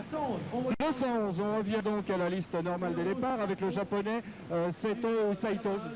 Oui, c'est un pilote japonais, vous voyez, qui emporte tout son matériel derrière lui, y compris d'ailleurs son garde-boue avant. Alors que là nous apercevons voilà, des concurrents. Je crois que c'était Gaston Rayet à l'instant qui quittait le podium de départ. On revient au français Ramonazzo sur Suzuki. Oui, du TIC des Fenech, c'est original. Pilote privé également, bien qu'ils soient tous associés dans un team. Vous voyez qu'il a derrière lui un sac à dos avec quelques pièces. Un pilote souriant en tout cas. Il pourrait me raconter que les gens qui sont chargés des contrôles et de la sécurité ici n'en reviennent pas. Ils ont vu tout d'un coup surgir un boulet, une bombe, entre guillemets bien sûr, qui a pulvérisé toutes les barrières. C'était Gaston Rayet. Ceux qui n'ont pas bien compris non plus, Gilles, ce sont les spectateurs qui regardent à la sortie du bar fermé.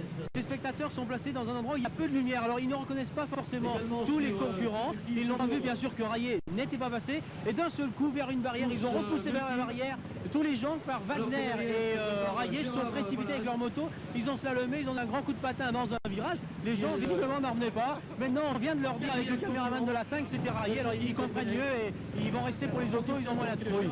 Mais Rayet sait faire le spectacle. Là il l'a pas fait exprès, mais il le fait toujours avec panache. Bien, on retourne à la course 117 qui est notre ami Molin. Oui, Molins, alors que vous avez aperçu un concurrent arrêté quelques mètres après le podium qui discutait avec quelques amis. Maintenant nous sommes dans les dernières motos. Vous savez que ces motos s'échelonnent jusqu'au numéro 136. Et là je crois que nous apercevons le 118. Voilà, Julien Hernandez, à qui Jean-Louis Drone vient de donner le départ. Donc Jean-Louis qui est très proche de ces motards, nous vous le disions tout à l'heure, et qui sera tout à fait capable de leur donner toutes les directives en fonction du roadbook si jamais ils ont besoin de quelques précisions lors du briefing du matin. Voilà. Bien, eh bien, je vous propose maintenant de retourner à l'actualité pour un flash d'information. On se retrouve tout de suite après pour continuer ce direct du départ du 12e rallye Paris-Tripoli-Dakar. À vous les studios. La suite et la fin des départs des motos de ce 12e rallye Paris-Tripoli-Dakar. Tous les grands champions sont partis. Il reste une dizaine de motos maintenant au départ. On vient de vivre un gag car le numéro 1 qui était parti il y a 1 heure est revenu. Oui, décidément ce départ est plein de surprises. Après Rayet qui nous a donné des émotions, qui s'était perdu, celui-là il avait oublié sa fiche. Voilà, notre ami Beaufarul, comme il a dit, espagnol, mais c'est pas l'habitude. Donc il est parti, puis il s'est rendu compte que finalement il fallait un carton probablement au moment du contrôle de Trocadéro. Et donc il est revenu ici chercher son carton et il est reparti. Et quand on lui a demandé, mais vous êtes passé par où? Il a dit, mais je ne sais pas. Oui, je crois qu'il a réussi à retrouver. De toute façon, la grande arche éclairée comme elle est là, je crois qu'on la repère de loin. Il n'y a qu'à piloter en regardant en l'air. Oui, la seule femme maintenant du rallye, Gilles, Patricia Scheck. Alors, l'allemand de Patricia Scheck. Vous parlez français? Oui, un peu. Ça vous permettra de vous débrouiller sur la... Alors, évidemment, on va dire encore que je suis une réaction de macho, mais une femme quand même sur le Dakar à moto, c'est pas courant. Non, ce n'est pas courant, mais je n'ai pas compris tout ce que vous avez dit. Alors, qu'est-ce que vous ambitionnez sur ce Dakar? Je vais arriver à Dakar une fois. On aura l'occasion de se retrouver, de faire avec vous d'autres conversations peut-être plus confortables que sur ce podium, je l'espère le plus souvent possible, ça veut dire que vous irez au bout.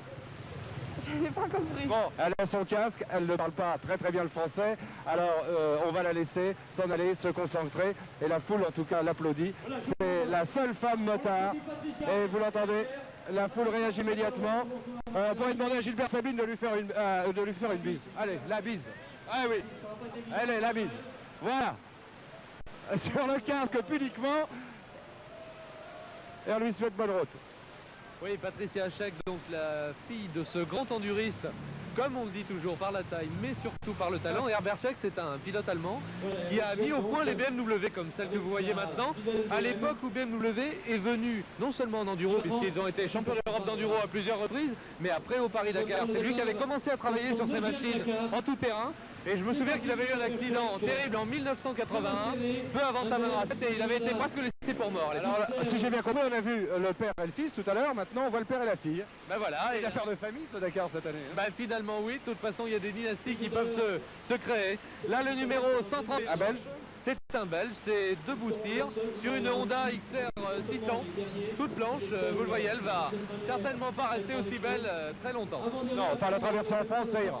Oui, ça va aller. Il va nous rester juste derrière un quad. Alors vous voyez cet engin très particulier. Oui, ça c'est bizarre. Voilà, c'est exactement l'intermédiaire entre une moto, un kart, un buggy, on ne sait plus exactement. Ça peut servir de tondeuse à gazon également. Également, on peut régler la hauteur de coupe. Et vous pensez qu'il ira à Dakar? Ben écoutez, malheureusement, aucun n'est encore arrivé à Dakar. Ce sont des engins extrêmement performants. Malheureusement, leurs pilotes, qui ont été d'ailleurs des pilotes français à une époque, comme Jacques Ivoirin, étaient tellement fougueux, tellement rapides et tellement contents de se retrouver avec les bons motards qui finissaient par chuter, et parfois assez gravement. Donc on va lui souhaiter bonne chance à celui-là. Et voilà également un sac, comme ça on a la panoplie complète. Vous le savez, le singe, ici c'est une femme, elle s'appelle Karine Fries. Encore une femme. Alors c'est l'équipage. Ce sont des Allemands avec Manfred Balle et Karine Fries. Alors, beaucoup de mérite évidemment pour les sidecars. Là aussi, ils sont très rarement arrivés à Dakar. Un sidecar est arrivé une année classé à Dakar. Autrement, certains sont arrivés mais hors temps. Et alors, si je comprends bien, là c'est une femme, enfin le copilote, celui qui est dans le sidecar, va faire tout le parcours, comme ça. Ah oui, elle peut absolument pas s'asseoir, bien sûr, surtout en tout terrain. Elle doit jouer le rôle du singe, justement, c'est-à-dire se déplacer en se tenant à la barre que vous voyez ici, et puis contrebalancer, et surtout charger la roue arrière de manière à ce qu'elle ait un petit peu de motricité et à ce que la machine puisse avancer. Vous parlez français? Vous vous entraînez beaucoup pour faire cela, ça demande beaucoup de souplesse. C'est difficile? Ouais. Yeah, sometimes. Ouais. Yeah. Vous roulez souvent? Je ne comprends pas. Non, alors on ne se comprend pas très bien avec tout ça, avec le casque et l'ambiance du départ. Mais vous imaginez, voilà, cette femme va faire Paris-Dakar, debout, et ça ne sera pas évident d'aller comme ça jusqu'à Dakar. En tout cas, il faut beaucoup de courage et une grande vista, comme disent les gardiens de but. Bravo et bon courage. Oui, beaucoup d'énergie là aussi pour ces pilotes de sidecar. Ils étaient beaucoup plus nombreux dans le passé. Il y a eu jusqu'à 10 à 12 équipages de sidecar au départ du Paris-Dakar. Et comme malheureusement la réussite a toujours été très limitée, nous vous le disions, et ça demande des efforts absolument colossaux, et bien il ne reste plus que cet équipage allemand. Il y avait auparavant des Belges et des Hollandais également. Alors voilà, nous avons 6 minutes maintenant d'attente avant la première voiture, qui est celle de Vatanen. Eh bien moi je vous propose maintenant, si la régie est prête, de revoir ce qu'on n'avait pas vu puisque ça s'est produit pendant notre flash d'information, le gag de la moto numéro 1 qui était parti, qui était revenu et que nous avons filmé. Alors c'est comme vous le voulez, je crois qu'il y a d'abord de la pub peut-être et ensuite ce fameux gag. À vous les studios. Ah non, c'est d'abord le gag. Alors c'est le gag, on va vous le commenter sur l'image. C'est donc le numéro 1. Tout le monde se trompe de photo revenu, il a un photofilm d'ailleurs, et là il nous explique. Oui, c'est notre ami donc de Faru, et il expliquait qu'il a, à un moment, il s'est rendu compte qu'il fallait un carton pour cette course, finalement, il s'est dit, tiens, bah, pourquoi moi j'en ai pas? Donc probablement au moment du contrôle de passage du Trocadéro, on a dû lui dire, bah t'as plus qu'une chose à faire, c'est faire demi-tour, retourner à la défense, reprendre ton carton et repartir. Bon, dans son cas, je pense pas que ça pose trop de problèmes, c'est un oubli, mais je pense qu'il faudra pas qu'il y revienne deux fois. Hein. Oui. Oui, puis là, il a eu du mal à se retrouver parce qu'il ne connaissait pas Paris, donc c'était pas évident.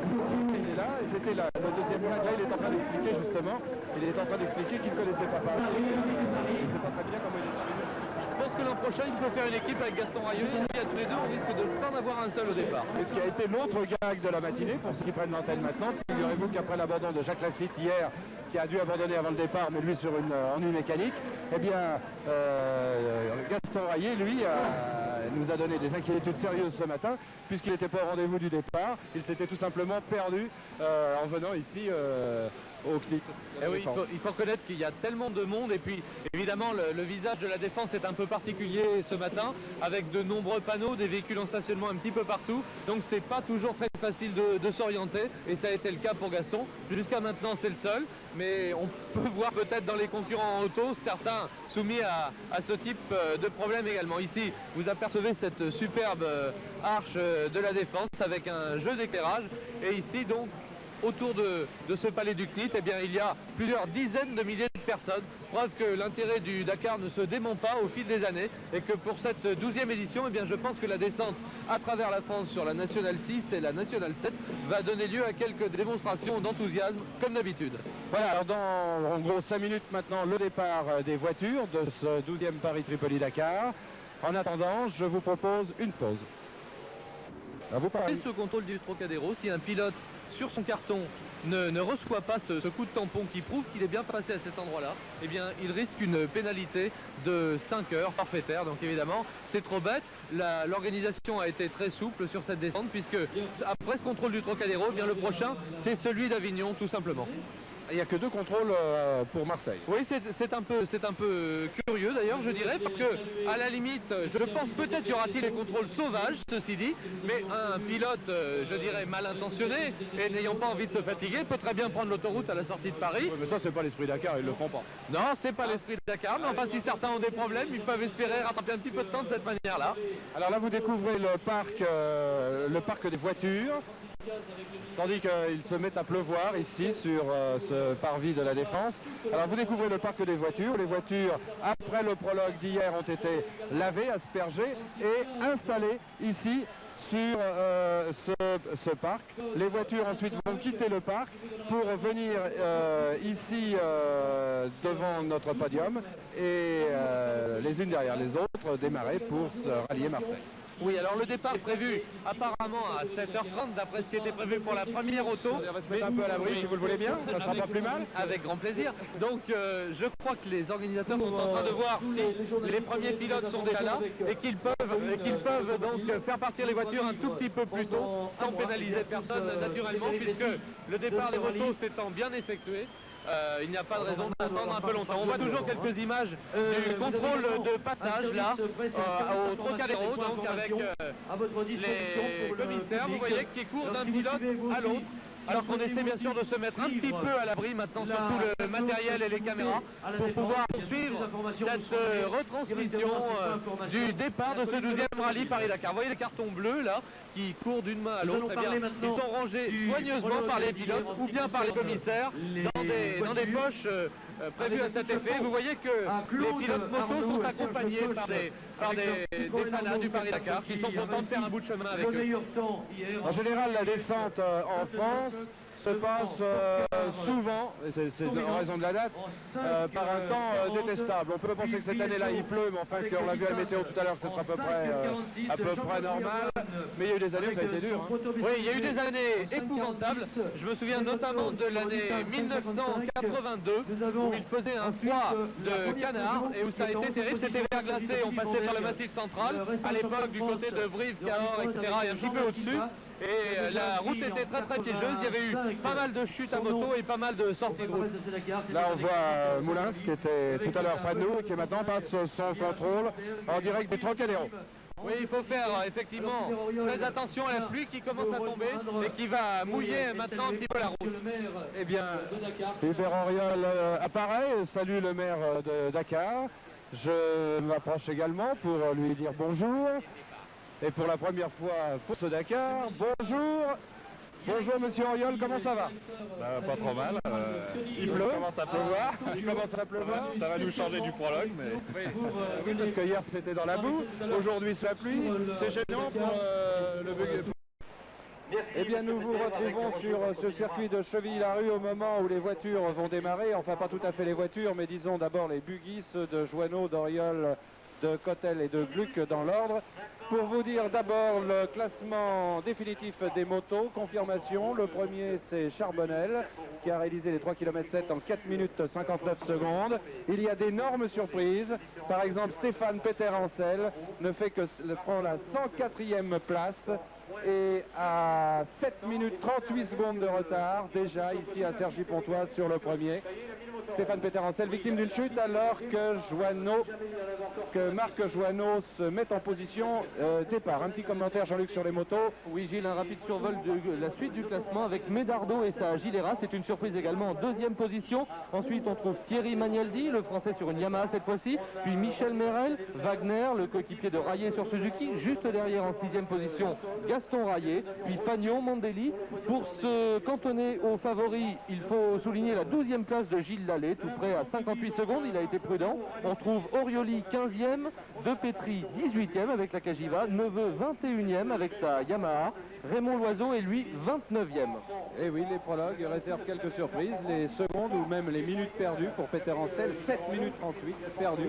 Vous me direz que ça se rattrape vite dans le désert, mais quand même, il faut le faire. Eh bien, les prologues, c'est la preuve qu'il faut les prendre très au sérieux. Ce qu'a fait bien sûr Stéphane Peterencel, malheureusement il a eu un ennui mécanique, il n'a pas de chance, il avait déjà 2 doigts de blessé, mais ça ne date pas d'aujourd'hui, et en plus des ennuis mécaniques, on a même vu sportivement Neveu venir lui porter aide. Et non, c'est Gilles Lallet, je crois, qui lui a porté aide. Absolument. Mais Neveu aurait pu le faire. Et Picard, bien sûr, qui s'est arrêté, qui a perdu également beaucoup de temps et qui termine juste derrière. À 8 minutes 13. Voilà. Alors, les voitures vont donc démarrer dans quelques instants. Le favori des voitures cette année encore, eh bien, c'est Vatanen avec sa 405. Elles seront toutes jaunes cette année et pas toutes bleues comme l'année dernière, puisqu'ils ont un nouveau sponsor. Mais il y aura aussi une belle bagarre dans les voitures. Oui, très belle bagarre avec une Armada Mitsubishi impressionnante. Et c'est parti pour Joanneau, Marc Joanneau, ancien pilote moto, reconverti aux 4 roues depuis 3 ans maintenant, avec son buggy 2 roues motrices. On va pouvoir suivre ses efforts. Donc il est probablement un petit peu handicapé dans ce terrain très grave. Mais vous voyez que la machine est extrêmement légère.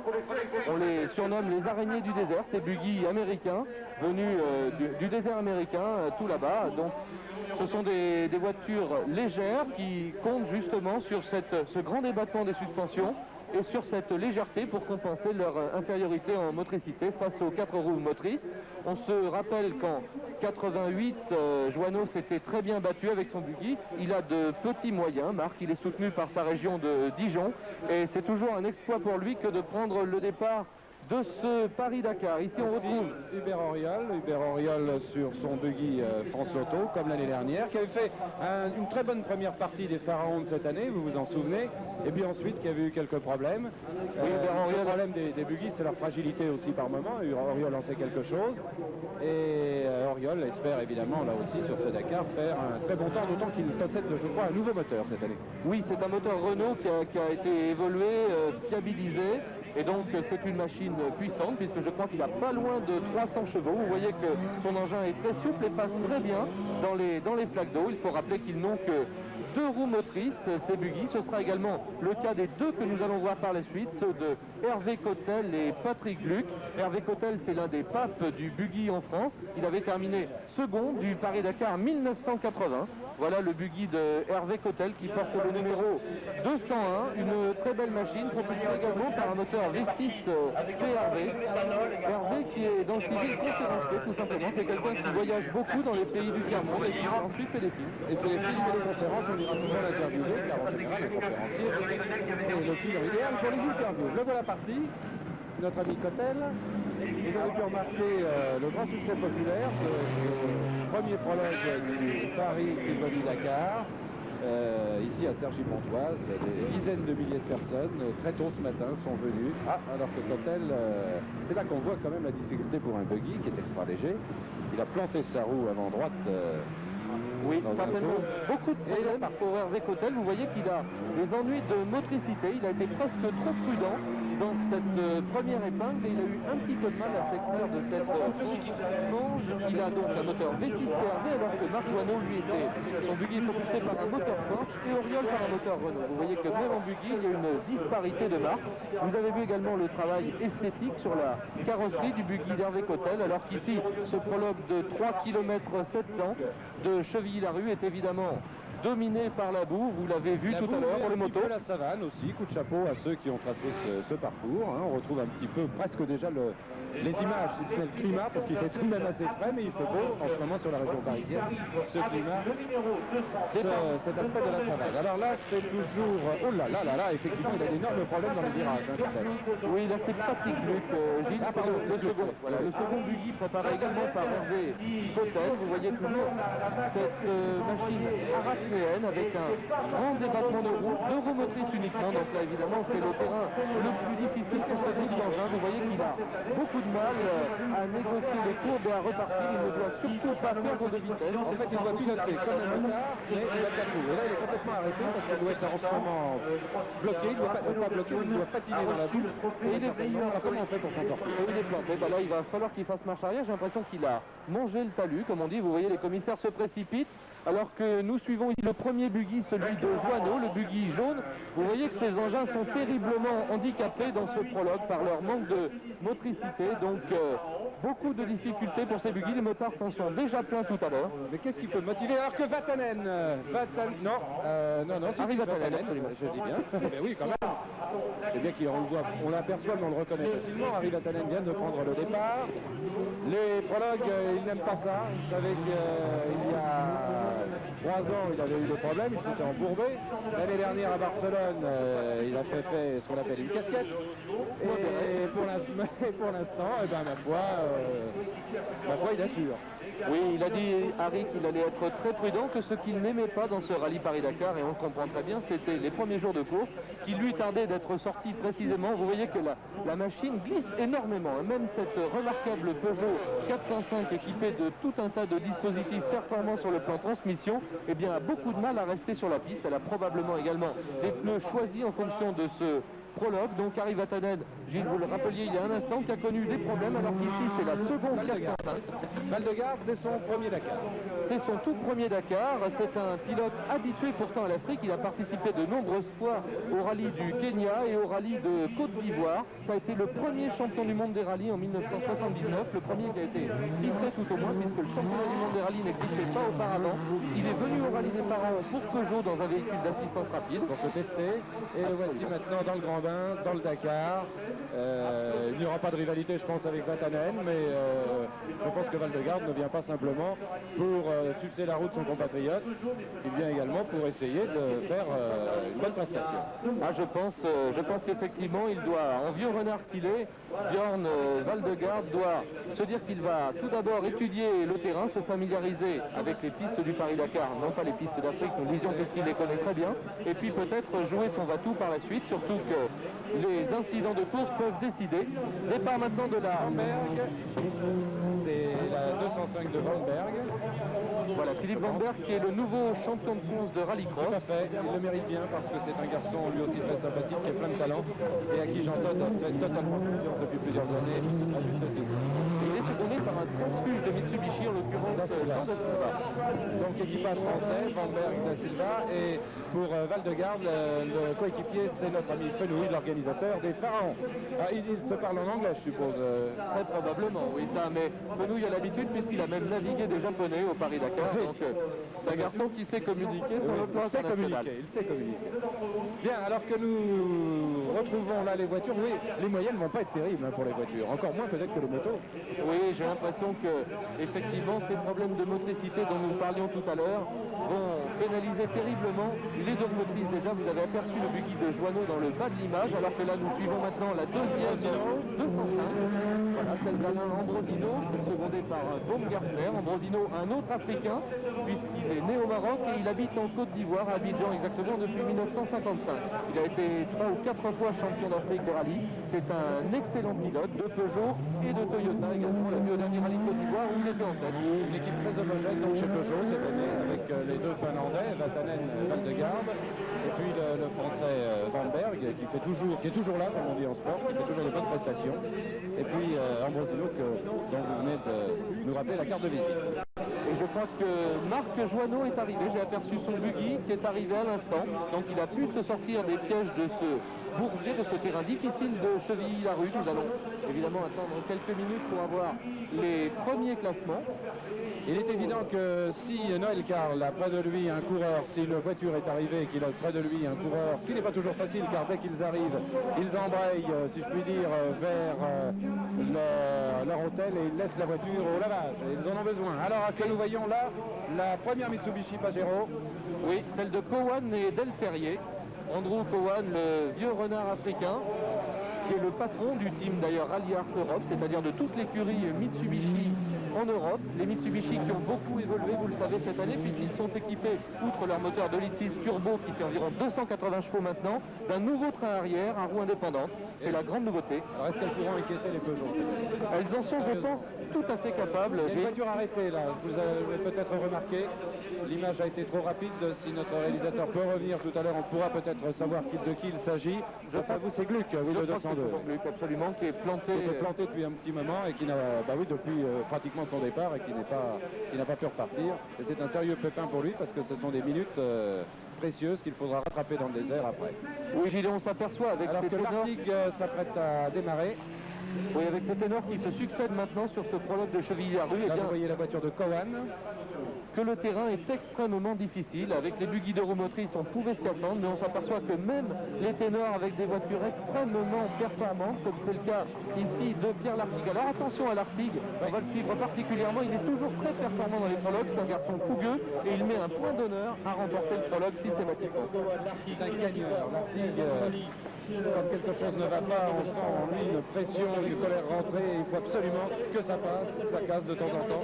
Oui, et quand ça passe bien. Hein. Oui, j'ai eu la chance de le piloter en 1987 à bord d'une Lada d'usine et je peux vous dire qu'on voit beaucoup plus souvent la piste par les vitres de côté que par le pare-brise parce que la voiture est toujours en glissade de 4 en haut. Alors justement, Jean-Luc, profitons-en, vous l'ancien pilote, toujours pilote d'ailleurs, mais puisque vous êtes commentateur maintenant, comment fait-on sur un circuit comme ça? On passe en dérapage, on passe en force, en finesse, ça se pilote comme une jeune mariée, c'est joli ou comment?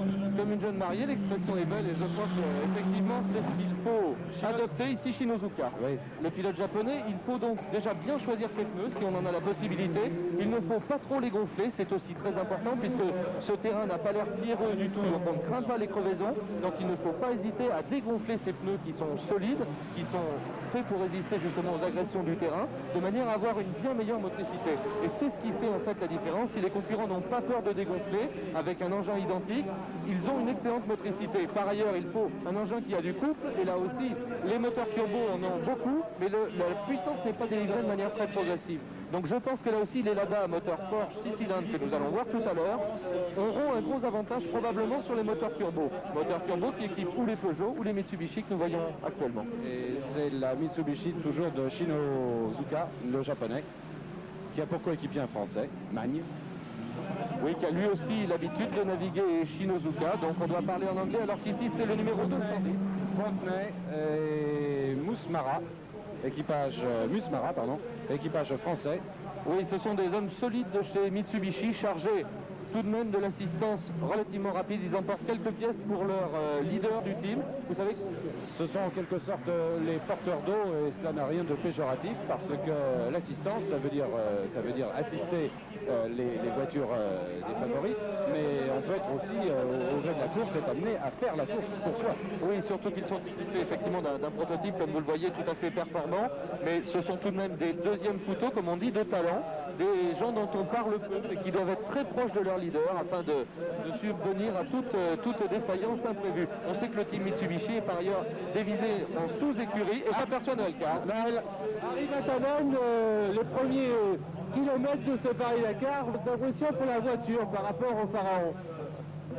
C'est incroyable, mouillé, beaucoup de boue, mais j'espère que pour 11 000 km, je vais avoir beaucoup plus de sable maintenant. Et la voiture en jaune par rapport au blanc et bleu, ça vous fait quelque chose ou pas? Non, rien, ça marche bien. Un peu trop chaud, mais c'est parce qu'il y a beaucoup d'abord pour les radiateurs. Voilà donc les Peugeot seront jaunes cette année. Et ils sont jeunes cette année. Ici, c'est très difficile de travailler. Et a priori, le jeune ne leur va pas trop mal. Vous gardez votre calme, nous avons tous encore 11 000 et quelques kilomètres à faire, tout va bien à bord et vous venez d'entendre, grâce à Noël Karl qui s'est faufilé près de Vatanen, et ce n'est pas facile parce que Vatanen c'est le champion, c'est le numéro 1, alors évidemment il attire du monde et c'est normal que vous soyez tous là ou devant vos téléviseurs ou ici à Chevilly-la-Rue pour voir et admirer vos champions également. Alors les premiers mots de Harry Vatanen sur ce 12e rallye Paris-Tripoli-Dakar. Et ici, Gilles, nous suivons Jean-Louis Schlesser, le tout nouveau champion du monde de sport prototype. Alors évidemment, ça doit le changer considérablement à Jean-Louis, qui pilote d'habitude un sport prototype, une Mercedes, sur tous les circuits du championnat du monde. C'est un pilote très attachant, Jean-Louis, un pilote de 41 ans, qui a suivi un long parcours tortueux, pas toujours facile, qui s'est accroché, qui se bat bien, qui est un pilote très sûr, et qui revient au Paris-Dakar pour la seconde fois, si mes souvenirs sont bons. Il était venu pour la première fois avec une Arrow, avec lesquelles il avait connu quelques problèmes techniques, et il a le record du monde du Paris-Dakar de marche arrière. Il a fait 150 km en marche arrière, sa boîte étant bloquée. Arrow sur le Schlesser. Mais le Schlesser se comporte très bien. Quelle peut être sa motivation, un garçon comme ça, champion du monde, de prototype, venir sur le Dakar, qu'est-ce qu'il veut se prouver? Et je crois que c'est un garçon qui adore piloter, qui adore changer d'engin. Il l'a déjà prouvé par le passé. Il a piloté en super tourisme, il a démarré en monoplace. Et voilà les Lada. Donc Jean-Louis est là. Et là, d'abord, il a un très très bon engin puisqu'il a une Mitsubishi capable de gagner. Je crois qu'il va observer dans le début de course, mais on peut être surpris. C'est un pilote rigoureux et c'est un pilote sûr. Et je ne sais pas si c'est une impression, j'ai l'impression qu'il va plus vite que Vatanen. Eh bien, nous en parlions tout à l'heure. Je pense que c'est un Porsche fantastique qui motorise ces prototypes Lada, Samara, est tout à fait à son aise sur ce terrain glissant. Vous savez que ce sont de tout nouveaux prototypes qui ont été mis au point par la société Oreca Duc de Chonac, conçus par la Serra. C'est un projet très audacieux de Jean-Jacques Poc, l'importateur, qui s'était retiré l'an dernier pour la première fois depuis les débuts du Paris-Dakar, afin de mieux préparer son retour. Il a misé sur des hommes expérimentés. Jackie X, donc une fois vainqueur en 83 avec Mercedes, responsable de l'engagement de Porsche au Paris-Dakar dans les années 84, 85, 86 et qui avait permis la double victoire de René Medge. Donc Jackie X, un homme parfaitement expérimenté. Et voici Tambay qui vient de démarrer. Et alors Tambay X, est-ce qu'on risque d'avoir au sein de l'équipe l'ADAPOC cette année une caisse de monnaie pour faire pile ou face? Non, je ne crois pas. D'abord, je ne pense pas que le team manager de l'ADA recourt à ce moyen, premièrement. Deuxièmement, je crois que Jackie X et Patrick Tambay, alors qu'on a aperçu Noël Karl, mais je ne sais pas s'il est... Noël, si vous voulez intervenir, vous ne vous gênez pas, vous nous le dites, hein, bien sûr, parce que nous... Voilà. Gilles, oui, avec Hubert Auriol, alors comment on pourrait qualifier ce prologue aujourd'hui? Je pensais que ça aurait pu être Holiday on Ice, mais c'était plutôt Holiday on Boo. Je pense que malheureusement, à part se faire repeindre pour les spectateurs et nous pourrir les voitures, il n'avait pas grand intérêt sportif. C'est peu dommage parce qu'en fait, il suffisait de le faire moins long et de mettre du sable et ça aurait fait un prologue super, mais là c'est une horreur, c'est vraiment une horreur. Alors le buggy par rapport au Pharaon a connu quelques modifications, non? On a beaucoup travaillé en finition sur la voiture, on a beaucoup simplifié les montages et là la voiture est pas mal, elle est pas mal. Voilà donc le buggy normalement au rendez-vous à Dakar si tout va bien. Ah ben à Dakar j'espère, mais bien placé à Dakar, ce serait mieux quand même. Donc voilà, tout ce que Hubert Auriol désire c'est que son buggy arrive à Auriol et bien placé, c'est tout le mal que nous souhaitons à vous. Merci Noël et nous retrouvons maintenant la course. Enfin, il faut dire que pour l'instant, le meilleur temps. Pour le moment, il s'agirait de Marc Joanneau qui a... Oui, c'est Marc Joanneau qui aurait fait le meilleur temps. Non, c'est pas possible ça. Non, là, je comprends pas là. Bon, nous allons attendre confirmation. Non, on attend confirmation parce que je suis très étonné que Tambay soit déjà arrivé. Enfin, on va voir. Hein. Donc vous avez vu Hubert Auriol et son buggy de roue motrice qui s'est pas mal tiré de ces pièges de boue de Chevilly-la-Rue. Bien sûr, c'était difficile pour les deux roues motrices. Vous avez vu le buggy de Gluck qui est apparemment toujours immobilisé là-bas sur le circuit, alors que les premières voitures quittent ce prologue. C'était devant nous Valdegarde et puis maintenant Pescarolo. Là, je crois que c'est la voiture de Pescarolo, oui c'est cela, la voiture de Pescarolo et de Patrick Furtic, qui connaît quelques difficultés à aborder cette côte.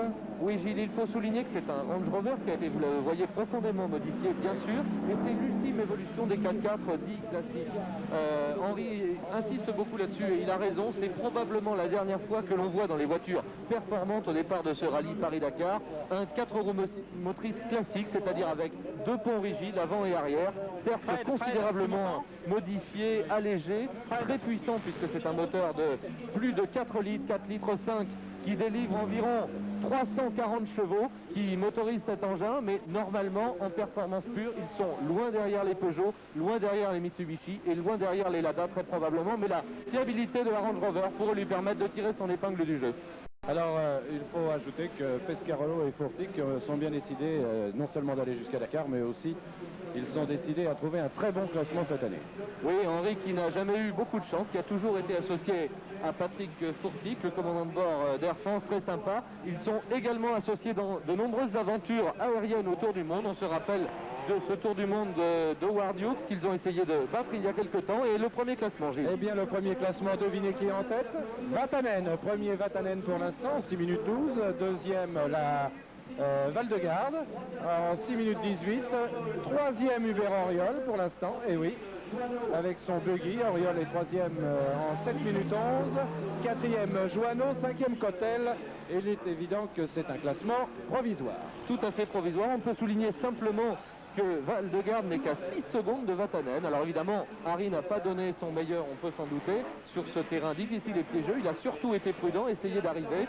Mais enfin, c'est tout de même une indication. Et sur la bonne prestation d'Auriol qui, avec un buggy, à moins de la minute, 59 secondes de retard sur le temps de Vatanen. Tout à fait, il s'est bien débrouillé. Hubert, il est légèrement devant Joanneau. Il a 13 secondes d'avance. Attendez, je vois Zaniroli qui est arrêté là. Oui, Patrick Zaniroli qui est arrêté, je crois que c'est après l'arrivée, voilà, c'est après l'arrivée. Fouillé, tout à fait. Oui, on est en train de compulser les temps des concurrents. Patrick Zaniroli, vainqueur du Paris-Dakar en 1985, à bord d'un Mitsubishi précisément. C'est le retour de Zani, comme on le surnomme, chez Mitsubishi, avec évidemment l'espoir pour la marque japonaise de l'emporter à nouveau, alors que chacun rentre chez soi, hein, X chez Lada, Zaniroli.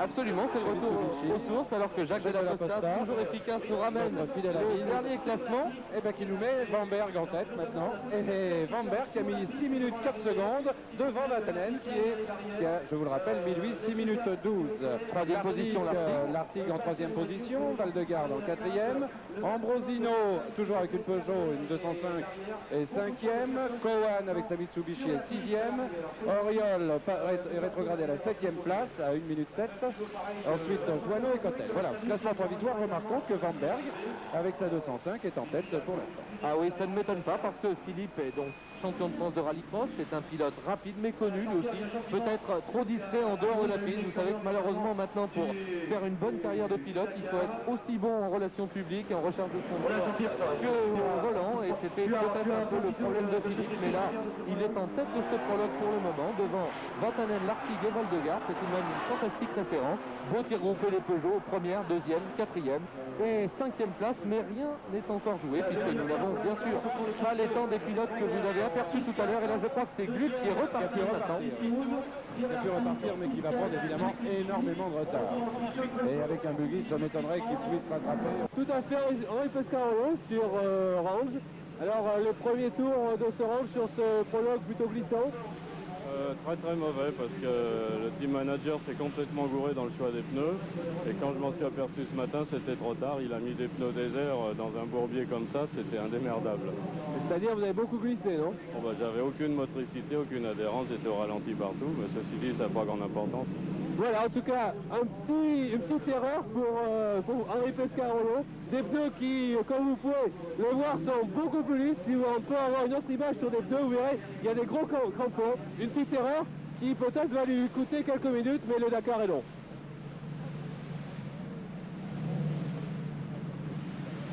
« 11 000 km à parcourir, et tout cela se rattrape avec le talent et la bonne humeur, vous l'avez remarqué, de Pescarolo, qui reste un garçon charmant. » Oui, là je crois qu'il était quand même effectivement un peu irrité. On a parlé de cette puissance phénoménale et ce couple phénoménal de ce gros moteur V8 britannique, ce moteur Rover, et ma foi, il a eu beaucoup de mal à l'exploiter parce qu'effectivement, Le problème, c'est de passer toute cette puissance au sol dans cette boue terrible.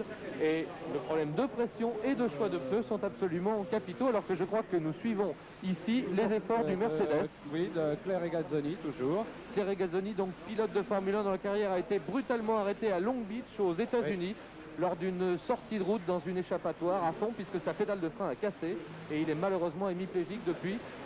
Regazzoni est un garçon charmant, un gentleman, comme peuvent l'être Jacques X ou Patrick Tambay de la Formule 1, et qui continue à se faire plaisir. Nous en parlions tout à l'heure, au volant de ces 4x4 et qui attaque comme un fou lui aussi. Ici, je crois que c'est Weber. C'est, me semble-t-il, un Range Rover espagnol. Oui, pardon. Voilà, peut-être celui de Servia et Puig ou de Capdevila Rodriguez. Nous avons eu du mal à le discerner le numéro aussi. Il faut dire que plus ils avancent, moins il est facile de voir les numéros, pour les raisons évidentes, alors que vient de passer la ligne d'arrivée. Voilà, les voitures sont entièrement repeintes et Noël Carl. Avec Raoul Rebondis, il est toujours là. Et ça soit le Dakar, le Faro, on retrouve toujours Raoul Rebondis. Alors cette année, vous avez une préparation spéciale pour aller chercher une bonne place. Bah écoutez, oui, parce qu'on a 342 chevaux, puis en plus, je crois que cette année, on a innové. On a une petite technique différente des autres. On a gonflage et dégonflage des roues en roulant, même à grande vitesse, ce qui fait que dans les lignes, je crois que ce sera un avantage primordial. Alors c'est un petit truc en plus qui vient uniquement de Toulouse, là ou... Absolument, oui, c'est un truc qu'on a fait nous. C'est un peu copié sur ce qu'ont les camions, en fait, et puis c'est réduit à la voiture. Mais je crois que ça, c'est très important, parce que même à 200 à l'heure, on peut vider les roues ou les remplir sans problème. On a fait des essais sur l'autoroute. Voilà donc un petit truc à suivre sur les dunes que l'on retrouvera sans doute en Libye. Donc voiture à suivre pour voir si vraiment ce petit truc qui nous vient directement de Toulouse va véritablement marcher. Alors que nous voyons déjà bloquer notre... Le Nissan de Babler et Ortiz, les Espagnols. C'est Babler et Ortiz, l'équipage espagnol. Et alors voilà, ils sont équipés là pour le désert. Hein. Oui, ils sont vraiment équipés pour la boue. C'est un Nissan espagnol, Babler étant un rallyman suisse, et il est secondé par Ortiz. Vous avez vu qu'ils sont en difficulté. On a parlé du classement, le voici maintenant de manière un peu plus complète. Gilles avec toujours Vanberg devant Vatanen à 8 secondes. Ensuite on trouve Fontenay avec sa Mitsubishi qui est à 8 secondes également, qui serait donc à égalité avec Vatanen. Tout à fait. L'Artigue en 4e position à 12 secondes. Valdegarde en 5e position à 14 secondes. Rivière sur une Lada à 22 secondes. Tambay 7e, toujours avec une Lada à 22 secondes. Ensuite, la Peugeot d'Ambrosino et puis le Mitsubishi de Shinozuka.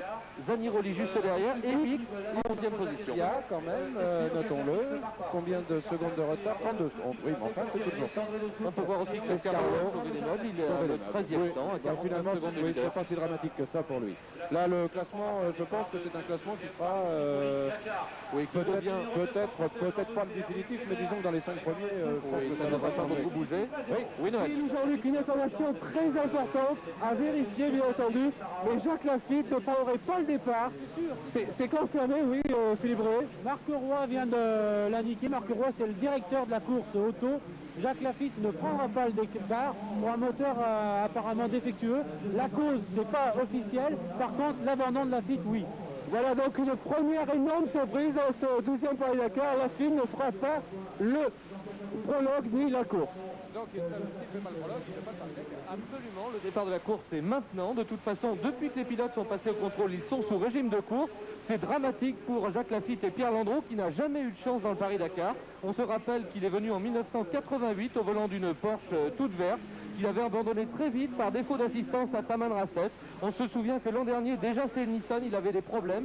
Déjà au contrôle technique, cette année, sa voiture a été refusée en catégorie T2. On l'a d'office mis en marathon pour un problème d'échappement non conforme. Et bien là, c'est tragique pour l'écurie Nissan qui comprend également André Dessoude et je crois qu'ils doivent être absolument désolés. Un forfait, c'est totalement ridicule évidemment de partir pour 11 000 km. On aperçoit toujours, je crois, Patrick Gluck en panne sur le circuit. Il n'est pas reparti tout à l'heure. Non, alors non, il était à nouveau en panne, mais sur un autre endroit, j'ai l'impression.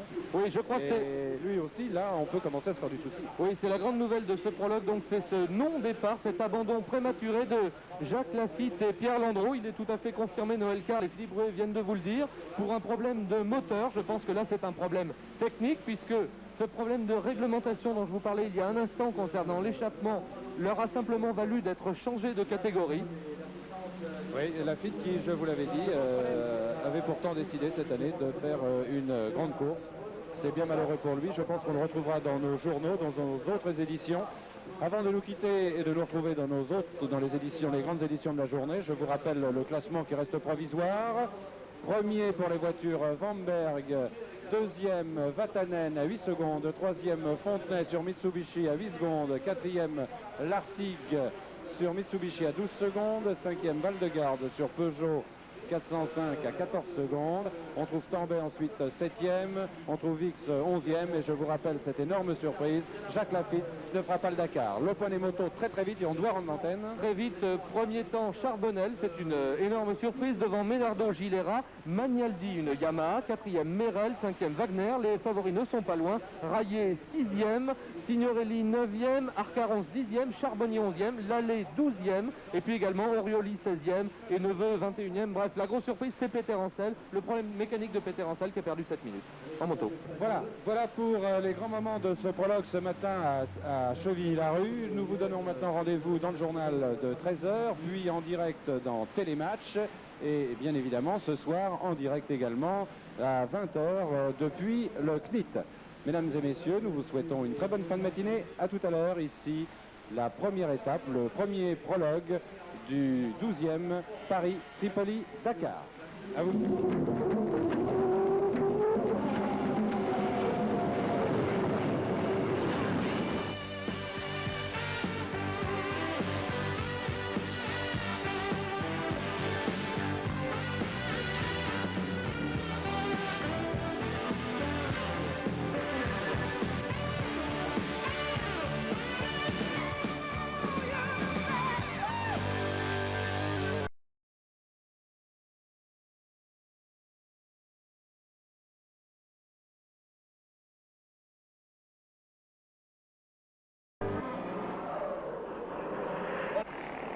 Jusqu'au cou, c'est idéal, paraît-il, pour la circulation sanguine. Le japonais semble y goûter avec délectation. Les autres sont à peu près restés en selle, transformés en statues de glaise. C'est le français Charbonnel qui termine premier, et comme on ne s'y attendait pas, le revoilà. Quant aux favoris, Rayet finit 6e, Lallet 12e, Orioli 16e, Neveu 22e. Peter Ancel, lui, est loin, très loin, 109e. En plein prologue. Maintenant, je saurais, si tu veux démonter un carter de chaîne, voilà, 2 points morts. Stéphane a pris du retard, certes, mais il peut repartir et la course sera longue. Pour Franck Picard, il reste à courir vers sa moto. Il est entraîné maintenant pour la mécanique.